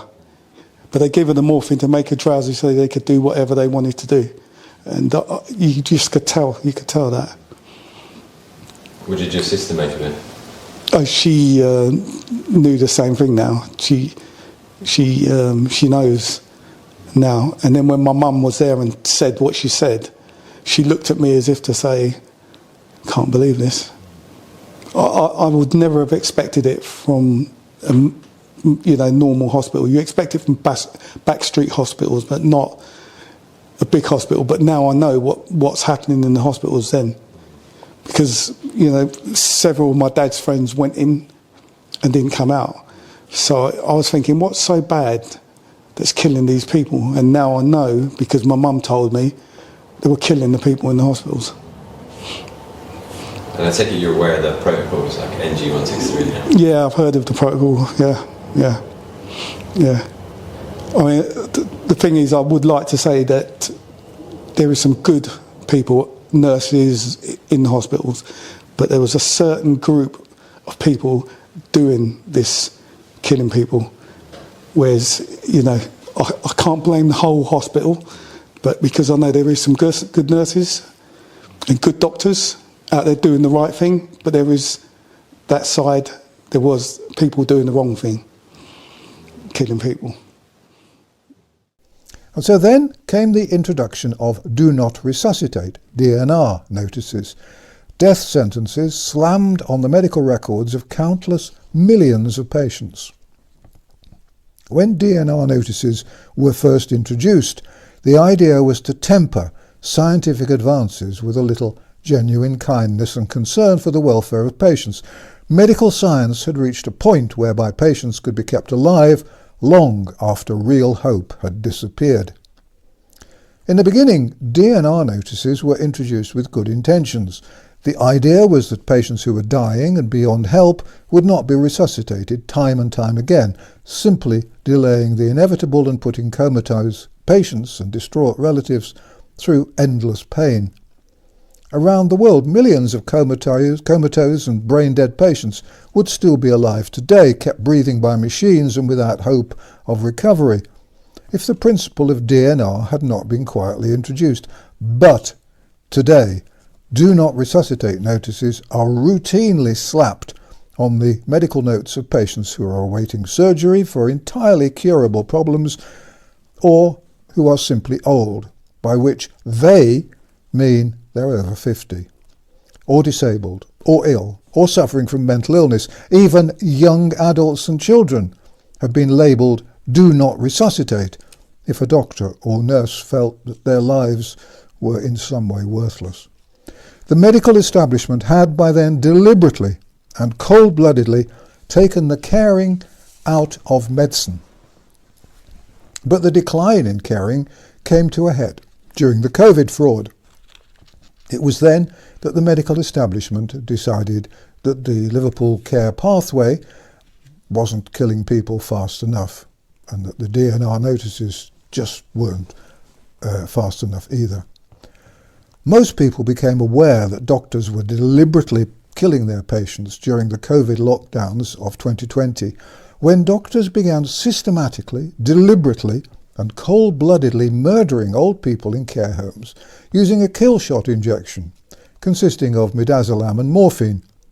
What else do you call it but murder when patients are deliberately killed to save money? As I warned in February and March of 2020, the alleged COVID pandemic was a hoax. The science and the statistics showed that COVID was nothing more than a remarketed annual flu. It was no surprise that in 2020 there was no official flu. That's because everyone who had COVID actually had the flu. People forget that worldwide up to 600,000 people can die in an annual flu season. Governments around the world try to fiddle the figures to show that COVID was killing millions. It wasn't. People who died of heart attacks or cancer or accidents in the street were all put down as COVID victims. As everyone now knows, it was a massive fraud. The extra deaths were a result of the lockdowns, which were never justified, and later the toxic vaccine, which I had warned was coming right at the start of 2020. It was obvious too that they'd try to make it compulsory. I was angry because the things that I read in his notes wasn't what the doctors were saying to me on a daily basis. The doctors were lying to me on a daily basis. Nurses were lying to me on a daily basis. Everything that was in my brother's notes was different from what I was being told on a daily basis. I think you say at paragraph 25 that he developed a ventilator-associated pneumonia, or VAP. Yeah, so is that something you found out afterwards? Yeah, so I had a friend whose husband had also been in hospital with COVID, and he was on maximum oxygen for 3 weeks. So what I couldn't understand is why the ventilator was being pushed on my brother. Thank you. And I just want to move to a related topic, which is do not attempt cardiopulmonary resuscitation notices. Yeah. And you explain in your statement that all GPs have put in place DNA CPRs on their patients. Was that all of your patients in the care home? Yeah. Yes. I came back from a meeting and 50% of them had already had the paperwork in place because they'd been sent to them, and then they had all had DNRs in place. And was there, to your knowledge, any consultation with the patient or their families? No. I managed to speak to some of the patients' relatives before this was slightly before lockdown this was happening. This was before lockdown. And two of the relatives, I managed to get in touch with them, and they got hold of their GP, and it was removed because they didn't agree with it. They spoke to their parents about it, and they didn't want it in place either, and it was removed. That's the only two. Prior to lockdown, if there were those notices in place, would nonetheless that individual be taken to hospital if necessary? If what, sorry? If there was a notice in place for an individual patient of yours, would they nonetheless be taken to hospital for treatment? Yes. Did you see any change in that during the pandemic? Yes. We found that ambulance drivers and paramedics were not happy to transport any patients to hospital if that needs, like when that lady fell, unless there was a DNR in place. Okay. And I'd never come across that before. So that was a relatively new consequence to me. Perhaps the greatest governmental policy failure of modern times. And then he continued with this. This failure resulted in the unnecessary deaths of tens of thousands of British citizens, including a generational slaughter within care homes, many of those victims dying horrible deaths, often without the solace of their loved ones. Understanding the true causes of this failure is, I believe, owed to the victims, their families, to history and to the future. CBFFJ calls out the callous way that family members were treated by politicians and policy makers, referring to them as bed blockers and people nearing the end regardless of the virus. This theme was exacerbated by the experience of many family members regarding inappropriate DNA CPRs and blanket visitation policies. The statement reflects that those in charge of policy lost their moral compass in dealing with those receiving care. Something that we didn't mention actually was what came to us as a bit of a surprise when he got to Bedford Hospital was that Luton and Dunstable had put a DNR in place for Dad, which we was unaware of, but apparently we'd agreed to that, or Lisa had agreed to that, which wasn't the case. So that was a bit of a surprise to us. Did you find any documentation with the DNR on? Yeah, we so after Dad had passed, we asked for documentation from Bedford Hospital and Luton and Dunstable, and I found the DNR, and it basically said that I had consented to a DNR that was actually signed on the day that they put him on the ventilation machine, which was on the 8th. We knew nothing of it until Bedford had just happened to slip it into conversation not long before he died. So it was just a complete shock, wasn't it, really? It was almost like, so you'd already made the decision for him. You knew exactly what was going to happen, but what made it worse was obviously we then, went through all of the medical notes. That's when everything kind of unfolded to us, that actually there was more to the story. I mean, we kind of knew that there was something not right anyway, and we always felt it from the very beginning. That something just didn't add up. And actually, when we went in to see Dad, and the doctor at Bedford Hospital, we spoke to him and he took us into a room, didn't he? I kind of had this feeling that the doctor was also kind of aware of what had happened to Dad at Luton and Dunstable Hospital, and he was kind of, I don't know, I just got this feeling from him that he knew that what was done was wrong, basically. And sort of advised to take it up with Luton and Dunstable as well, if we had a complaint. So when we got the medical notes and we went through all of it, we could clearly see that he obviously had blood tests when he went into A&E. He had exceptionally high glucose levels. I think it was like 29. It was kind of, but also he had a high level of ketones in his body, which is seriously dangerous. Basically means you can go into something called ketoacidosis, and it can result in you collapsing and going into a coma. So in my eyes, that's what happened. The treatment that they gave for COVID actually exacerbated whatever else was going on, and that's clearly written in the medical notes from the diabetes nurse. When the diabetic nurse eventually got round to him, which was like probably 5 days in. But we did express every time we spoke to the nurses and the doctors that we believe that Dad's collapsed because he has an issue with his diabetes. The nurse that actually saw him, the diabetes specialist, said he was newly diagnosed. But we know that this had been going on for a lot longer, but they didn't listen to us. They just kept pushing, oh, he's got COVID, he needs to go to COVID ICU.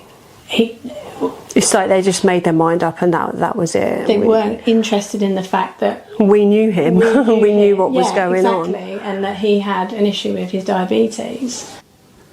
They put him they induced him into a coma. They put him on a ventilator without any family consent.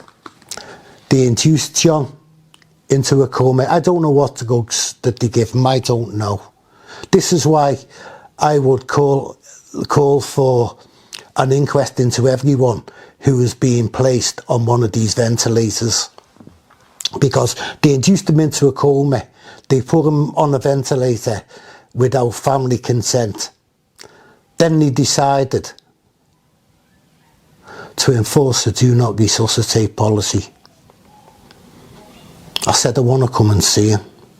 Mr. Jeffries, we're under lockdown. If you come anywhere near the hospital, we'll have no choice but to have you arrested.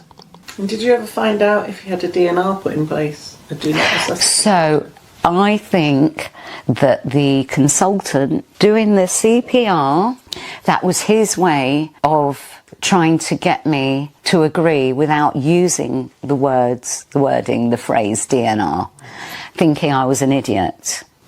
But I knew, unfortunately, that their plan was to take Chris out very quickly, and they knew with the intoxicating of drugs giving to Chris that it would take an awful lot to create a heart attack to kill him. But that's what their aim was, and that's what they did.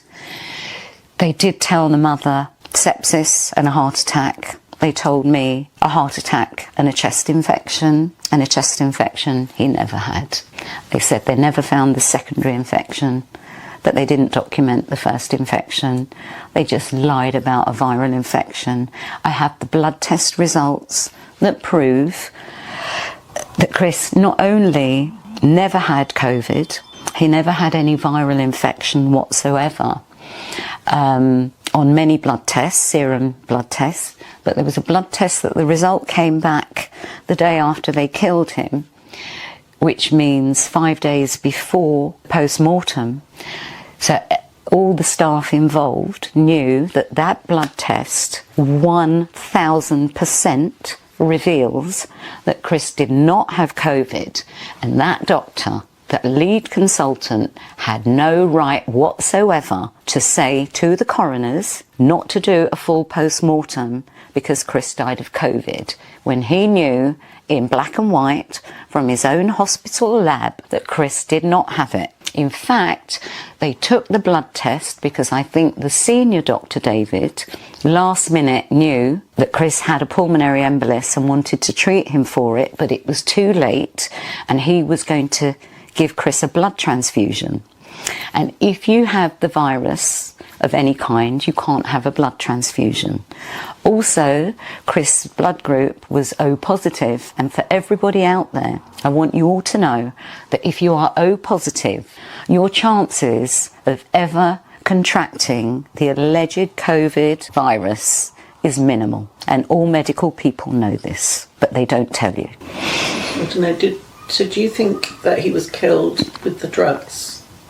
I think he was killed with the ventilator and the drugs, and I think they were experimenting to see how much a big man of 6'2" could take before you die. That's what I think. And I think that's why they, on their documentation, they didn't put that they gave him ketamine 2 days in a row. I think they accidentally put down the propanol 2 days in a row. But because they've tampered with the evidence, the hospital are not really sure what they've sent me, what I've got and what I haven't got. But I do have quite a lot. And it's quite easy, once you get into it, to read what's happened, to read into it. And do you think he was targeted because he was costing a lot of money, or do you think he was targeted because he was unvaccinated, or do you not think he was targeted? Okay, I actually think he was targeted for all those reasons, because they're like legal drug pushers. The only medication that they mentioned in A&E was the vaccine, and they were trying to bully him into having it, constantly talking, and then on the paperwork it's written so many times, this unvaccinated gentleman, unvaccinated. And as for costing the government, he actually told me in front of his team that he decided to put Chris into palliative care because he was costing the government and the NHS far too much money. Because from the moment he went in on the Thursday to the Friday, he now started showing signs of COVID or COVID pneumonia, just, you know, the respiratory illness. He's breathing. So I just strongly denied. I said, there's absolutely no way that anyone in this family is going to accept that I do not resuscitate on me dad. And her words were, it's not your decision to make, it's our decision to make.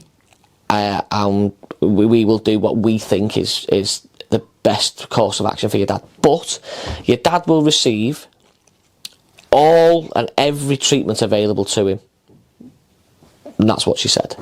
Now, I had about 3 of those phone calls about the DNR with these doctors wanting to reiterate the fact that your dad's not going to be resuscitated if he dies, which again we strongly disagree with. It doesn't say that in his notes. It actually says that although unhappy, accepted the fact.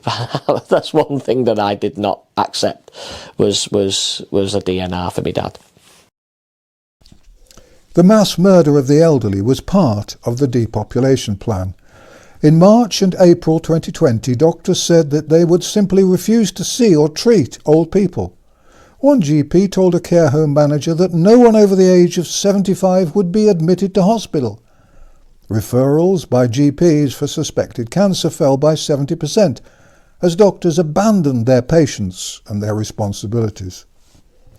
As the number of pensioners dying increased, government ministers openly boasted of the huge amounts of money that they were saving. They were saving on pensions that they didn't have to pay, and they were saving on medical care. The slaughter of the innocent, which occurred during 2020, was nothing more or less than a form of genocide. During the COVID lockdowns, launched in celebration of the remarketed, rebranded annual flu in 2020, thousands of old people were murdered. And that's not hyperbole. Thousands of elderly people were isolated from their families and friends and then deliberately murdered with kill shots of morphine and a benzodiazepine. The argument was that old people had to be kept out of hospitals so that the staff would be free to deal with younger patients who were suffering from COVID. I made a number of videos about the murders taking place in hospitals around the world back in 2020, and they were murders.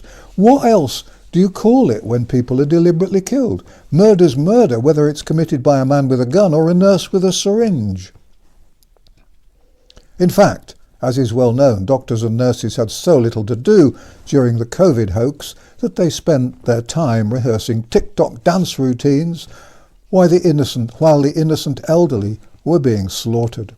Specially built hospitals designed to cope with the avalanche of COVID patients were left empty and unused. Politicians boasted about the money that was being saved by killing off pensioners. Attempts to tell the truth about the deliberate cold-blooded fraud were suppressed by media organisations such as YouTube and the BBC, the staff of which will, in due course, be tried en masse for genocide. At least I hope so. I wouldn't trust medical advice by anyone now offering their views on these or any other mainstream channel. I've ascertained that the sedative that she was given is one called midazolam. That's correct. And we've heard about midazolam from other witnesses, and I think it is associated with end-of-life care. She was also given 2 other drugs that were part of an end-of-life protocol. And what's your reaction to learning that? I'm very angry and very upset about it. You subsequently ascertained that there was a do not resuscitate notice in relation to your gran. That's correct. And can you just explain how you came by that information? We had heard that there was a possibility that there was a do not resuscitate order. After my grandmother had died, we'd heard from the solicitors that there was talk that there was a do not resuscitate order in my gran's file, but nobody had ever seen it, so we didn't know the full facts of it.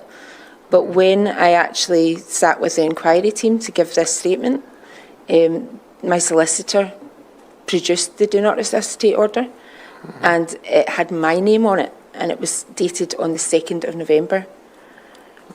And sorry? I've got a copy of it, but it's kind of block capital letters with my name. So in other words, not your normal signature? Not my signature at all. We went into the hospital, and a particular doctor who we'd seen before about putting mum on end of life, he asked us again, and we said no. We didn't want to put her on end of life because she seemed fine.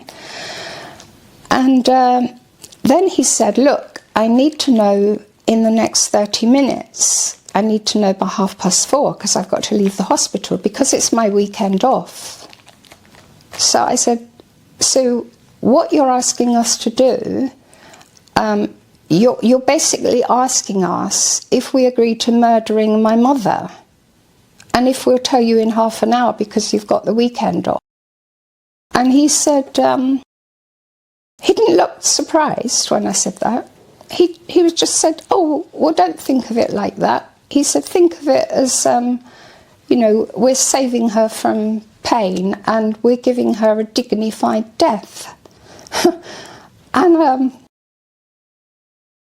I started thinking, this guy, like, to have no empathy and to just like, oh, don't think of it like that, when I've actually said, I think you're murdering my mother. This guy seems like a bit psychopathic or something. So on purpose, I actually said to him, so if we put mum on end of life, what will happen? How soon will she die? And he went, it depends, he said, 2 or 3 days. Some people last longer, but, well, say 3 days. Very matter-of-factly. And I couldn't believe it. I couldn't believe that this man was a doctor and he could talk to someone like that, so matter-of-factly, about someone's mother.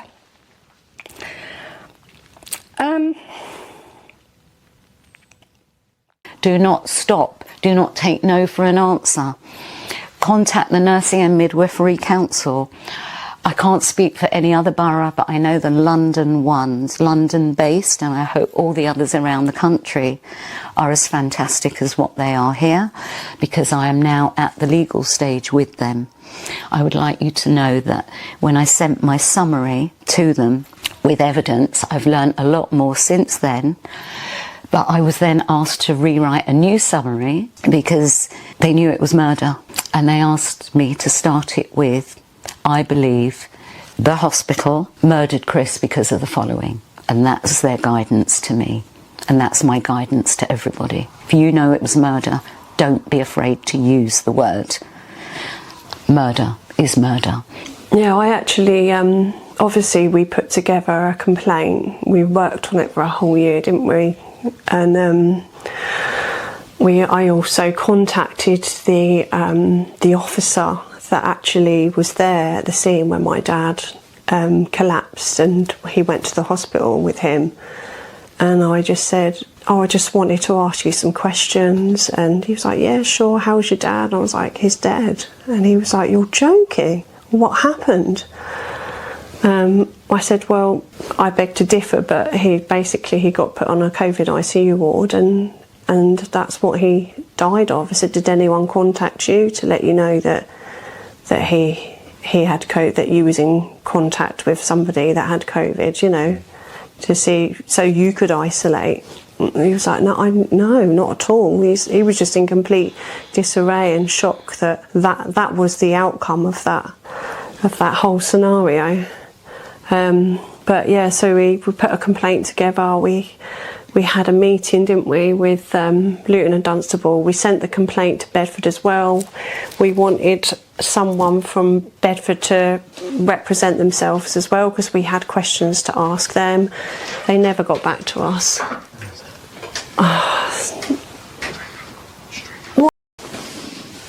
Yeah, so we were saying about we put this complaint together, and with NHS PALS, we sent the complaint to Bedford PALS and Luton and Dunstable. Bedford never actually, they never got back to us, and I emailed them. They just never even acknowledged any of it. It was only Luton and Dunstable. So when a meeting was set up with Dr. Raja, because we kind of felt like he was the one that made a lot of the key decisions regarding Dad and all the key points in his hospital stay, and we had the hospital manager, I can't remember his name. Chris, yeah. Chris. And we specifically asked for somebody from Bedford to be present at the meeting, because, you know, obviously they had their version of events and we felt like they needed to be there. I think especially the fact that they'd switched everything when because obviously, they felt that they needed to do something different. Like, why was that? But Luton and Dunstable said that they will speak on behalf of Bedford, which we felt was a complete conflict of interest, because it's like, you're not them. Okay, you're all part of the same trust, but it's a different hospital. But it just was a big no-no. We had questions, didn't we? A lot of questions for the doctor. I kind of felt like he was spitting feathers, to be honest with you. I felt like he was nervous, he was agitated, and I remember saying to him, why did you feel it was appropriate to change his sedation medication from fentanyl and propofol to midazolam and morphine? And he said, well, you know, it was COVID protocol. And I was like, but why at that point? And he said, well, sometimes it can be because, you know, if we're running out of other medications. And I said, but the thing is, I said, he had a so-called respiratory problem, and you put him on drugs that suppress his respiratory. Why would you do that? And he turned around and he said, well, he was on a ventilator anyway. And even the lady from PALS was a bit like afterwards, like, I don't understand the answer to that question. That makes absolutely no sense. He's in there so you can make him better, get better. They stopped using the ventilators in January 21 because they realised they were killing people. Because if you're put on a ventilator, you've got less than 20% chance of surviving a ventilator. They know that. How old was he when he died? When John died, he was 65. His birthday was the 24th of September 1950, I think it's 1956. So he's the age I am now when he died. He's gone 5 years, more or less to the day now, 5 years he was in hospital fighting for his life, but in an induced coma and on a ventilator. So I don't know, but it's just been... my relationships with everyone suffer because people don't know how I feel, and I end up getting in arguments with people. I get called a conspiracy theorist, I get called a broken, emotional person, but I've lost my brother and I've never got no answers. I'd just like to know who made the decisions and why, and who benefited. They did a tally in November 2020 and they found out that 18,562 residents of care homes died with COVID-19, well, so-called COVID-19. 18,168 aged 65 and over. And those represented 40% of all deaths, including COVID-19, during that period. And then of those deaths, 76%, which is around 13,000, happened in care homes themselves. Nearly all the remainder occurred in a hospital. So, yeah, the care homes were the killing fields over here. Unfortunately. Yeah, during the same period, 28,000 excess deaths were recorded in care homes in England. So, and then they turn it around and attribute it to COVID. Yeah, so they slapped COVID on a lot of these death certificates. Like a bunch of the families I interviewed, they refused to sign the death certificate because it had COVID written on it, and they were convinced that they hadn't died of COVID. Oh, we had the same thing here too. Absolutely. In fact, I believe there was a case where a doctor who was also a state assemblyman, he reported that he got a letter from his state medical board instructing them to put COVID on everything.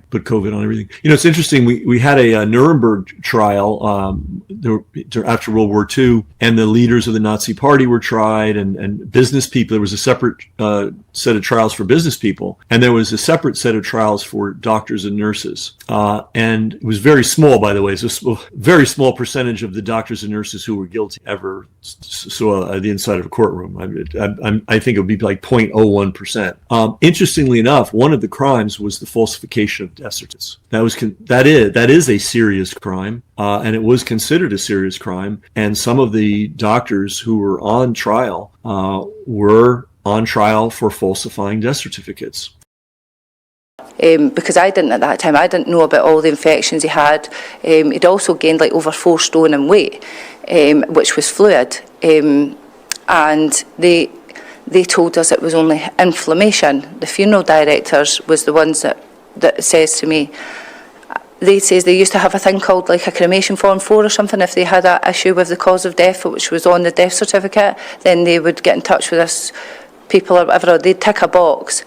And I asked them directly, I says, if you still had the forms, if they still existed today, because they done away with them, they stopped doing them, I says, would you have ticked that box to say that you've got a concern with the cause of death of my brother's death certificate?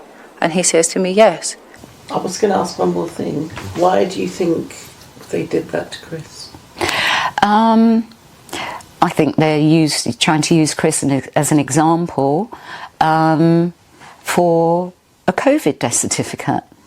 I think the second the paramedics left the hospital, it was already set that Chris was going to get a COVID death certificate because he arrived at hospital on a blue call, a category 5, reduced to a 1, and they also, going through the notes, allegedly he was triaged by a nurse. Shall I say the nurse's name? By a nurse called Zoya Awan. And then it says on the notes that he was triaged by a junior doctor. And guess what her name was? Zoya Awan.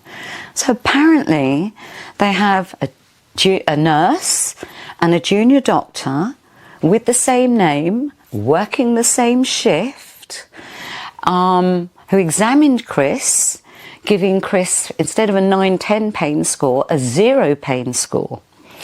And also incorrectly documenting what he was there for. Incorrectly documenting my nephew's name, Chris, as no one. They documented his name 4 times as no one. Amazing that a member of staff, or 2 members of staff, had the same name, and they renamed my nephew, Chris, with a K, as no one. But one nurse put, won't leave Chris's side. So I feel that they didn't want any witnesses there. So they documented that Chris arrived by himself. And they documented that he was having the COVID bundle starting, set at 9 p.m, and they started giving it to him at 9:20 p.m. in A&E when they didn't know what was wrong with him. And I can see from some of the pathology that I have that they actually knew at 8:51 and 8:52 by the doctor who examined him at 5 to 3 that he had a pulmonary embolus. But they said they didn't know what he had. And I've got the doctor's name because on the printout they folded it but not very well, because the doctor's name is written on another page and you can distinguish who it is. And I think that's very, very important, that they already arranged what they were going to give to Chris. He was another, I can't say statistic, it's one of my words I can't say, but he was another basically paycheck, because is it the sequin payments that they was getting? They tried their hardest to get their, I think, I can't put a true figure, but I believe it's around the £3,000 mark or something like that in this country that they get per certificate signed off as convid, as I call it. Yeah, on the death certificate. On the death certificate. Basically, because I was my dad's next of kin, and I was against it all and that, and I kept getting phone calls off the registry office saying, you know, can you register his death? We need you to come and sign the certificate. Sorry, I don't consent to that. And they says, well, why? I said, well, first off, he didn't die of COVID. I says, and that's a lie. Take that off the certificate. So I won't sign my name to that.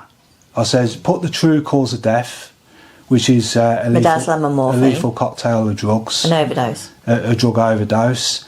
And I might agree to it. Well, still to this day, I never agreed to it. He's got no death certificate. We've got no death certificate 3 years for him on. because I won't consent, because they basically just want me to consent to their lies, because they said his true cause of death was COVID, and it wasn't. Yeah, and she was. They did say on the death certificate that she died of pneumonia, and because of the way this doctor was acting, I thought it was something a bit strange. So I referred it to the coroner, and thankfully they agreed straight away. Because I said the doctor's behaviour was peculiar, and she was sitting up fine one moment and the next moment, put an end of life. And so the coroner actually said she died of a changed heart rhythm, not pneumonia. That's what he put on the death certificate. That's what the doctor put on the death certificate, pneumonia. She died of a changed heart rhythm. And I said, well, you mean a heart attack? He said, no, she didn't have a heart attack, just a changed heart rhythm. Caused by the drugs they get? I would think so, yeah. The whole thing was just such a shock. It's like we went from come and collect your dad at the hospital to he's dead in an ICU ward of COVID. It just... And was COVID on the death certificate? Yeah, we did try and challenge it, didn't we? COVID was the primary cause. An underlying and then cause was hypertension and diabetes. And they actually, they gave us the death certificate, which during the COVID times they stopped doing. It would be sent automatically. And even though they asked us to isolate for the 10 days, they demanded that we bring it back. So we had to go back to the hospital and bring it back. They didn't want us to have a copy of the death certificate. So what are you hoping is going to happen now? Because obviously it's almost 4 years since your dad was killed. So, and you've done a lot in that time. And time goes fast in these situations, obviously. But what are you hoping is going to happen? Well, there's. I think if you just keep plugging away at these things, eventually a dam breaks. But it's just a drip, drip, drip. I know we're part of a class lawsuit, so that's really all we can hope for. That moves. I'm under no illusion it's going to take a long time, and I don't know. Our real goal was just to be annoying, was to annoy them, and hopefully, you know, this ain't going away. What would make you give up? Nothing. Nothing. Just keep plugging away. Let's say we're starting the process, and there's other people that are further ahead than us with certain things.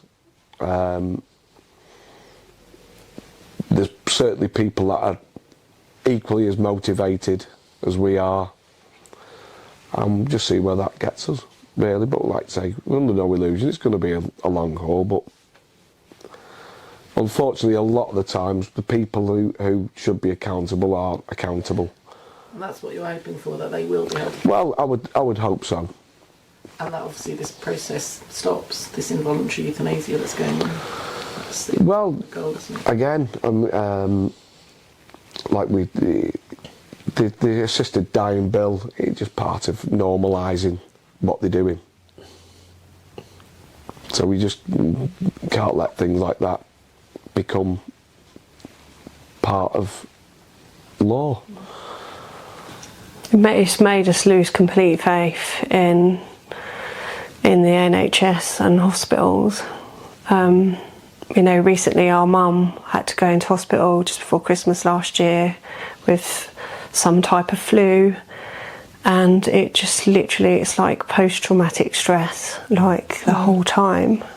You want to do COVID tests and you're like, no, because you're scared that she's going to follow the same protocol.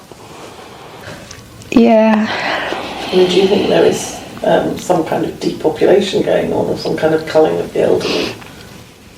Well, I do think so, because the government have been saying that there's too many older people and they, problem paying their pensions, and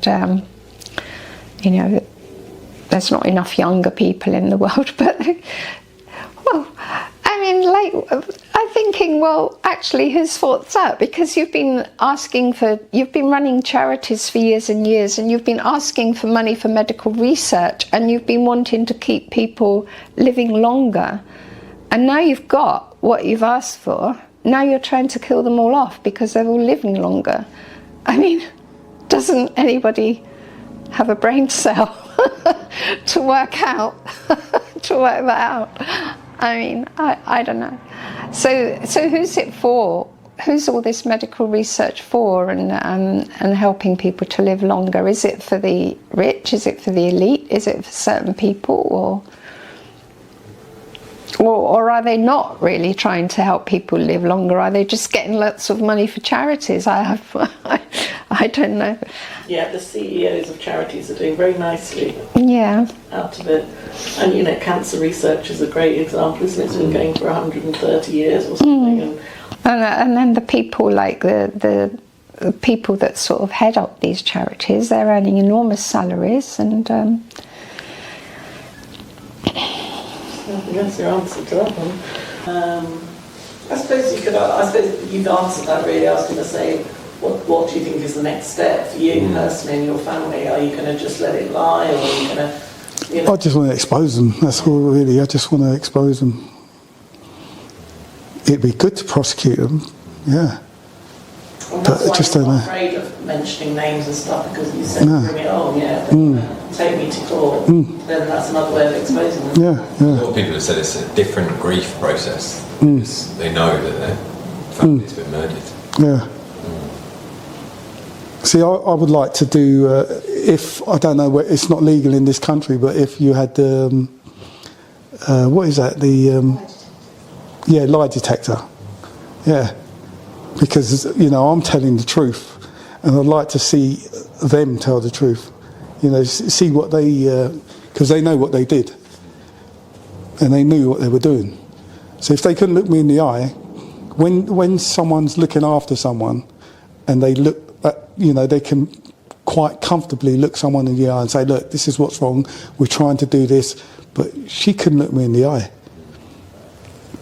And the same with Craig Leaper. He's trying to tell me, like, if COVID clogs the lungs up, it's like cement in the lungs. That's what COVID does. It's the tightening of the lungs. That's what he said. And then he said to me, if I can learn anything from this, he said, get all your family vaccinated. That's what he said. So it was all about the vaccination, because my mum wasn't vaccinated.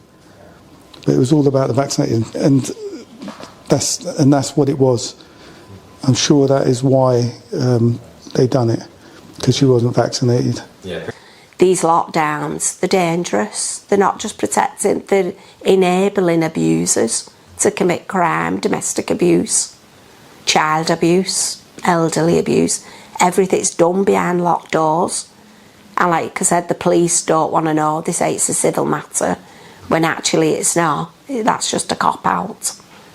Dancers, choreographed dancers, and doctors and nurses with masks on, going like this, pretending they're going on boats and doing choreographed dancing. And they're going, what's going on? I thought that they were, and I wonder, well, can I ask you another question as a journalist, Jacqui? How many people have died of COVID-19 who didn't go to hospital? None, that I know of. No one died at home. They all died in hospitals or care homes. A couple, maybe. This isn't relevant to your story, but my dad was killed at home by paramedics. But I thought if they put COVID-19 on his death certificate, I don't know if that didn't happen, but they put lies on his death certificate. Because it seems that only people that went to hospital died of COVID-19. I know lots of people that work for the NHS do great work, but to restore the trust that the public has in the NHS, there does need to be inquests into everyone that was put on ventilators, I would suggest. That's all I can call for. I don't want to be... I'm in too much pain to throw stones and to blame people. I'm even more determined now to get this stopped. There's a lot of safeguards being watered down anyway, so it's not safe anyway. I just do not want this assisted dying to be passed at all, because it's dangerous, it's open to abuse, and it will just snowball.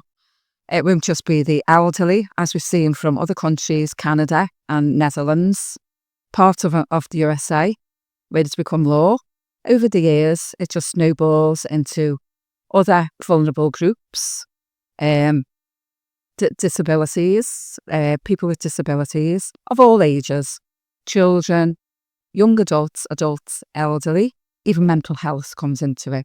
You don't even have to be in pain if your quality of life, and if GPs can get involved, if they think if you're suffering, your quality of life is sort of not worth living. If your life isn't worth living because you're suffering mentally with stress or whatever, instead of treating you with the correct medications, if that's what you want, and the correct therapy, they will sooner offer you assisted dying to put you out of your misery, which in my eyes is just saving money, because it is cheaper to offer assisted dying medications than getting treated for either your diagnosis, your mental illness, or your disability. It's actually cheaper to basically kill you off, end-of-life care drugs, and we all know through the pandemic, the COVID pandemic, all about midazolam. And that's ongoing as well, isn't it? So I'm just totally against it. I do not want assisted dying for myself or for anybody else. For that matter, I do not want it introduced into the UK. With these boards to raise awareness of what exactly is going on in the hospital. We've come across a lot of criticism, as I've said. We've got several other boards as well. We've been to several meetings with these as well, haven't we? Yeah. The key part about this one, why we feel so strong about the justice is coming, is because we know eventually when the rest of the world catches up with us, justice is coming. And those that have done bad things, It's a constant reminder that it isn't going to go away, that, eventually it's going to catch up with them. We were unable to stop euthanasia becoming law. Kim Leadbeater's campaign was backed to the hilt by parasites in the ruling class and their foundations they finance for social control. This documentary reveals uncomfortable questions about those in power that decide to implement death protocols that would kill thousands of people. Firstly, it raises the question of the first wave of COVID deaths. Given these were happening on a mass scale, could we not ask whether those put through those protocols were the first wave of COVID deaths? Norman Fenton and Professor Martin Neal's book has showed the flawed statistics behind the COVID-19 event. Cy Wilson tracks the excess deaths to the widespread use of midazolam injections, not COVID-19, which was largely absent. This raises deeper questions beyond the tragedies of this documentary. Our science has been shown to be totally corrupt, but how deep is this corruption? Is the entire virology a fraud? Is germ theory itself a fraud dating back to 1890 and the rise of the Rockefeller robber oil barons who would go on to create the pharmaceutical industrial complex? The pharmaceutical industrial complex has profits you could not dream of. Their profits are larger than the energy sector. It's only fair to ask, was the vaccine brought in for COVID? Or was COVID brought in for the protocols and the vaccines?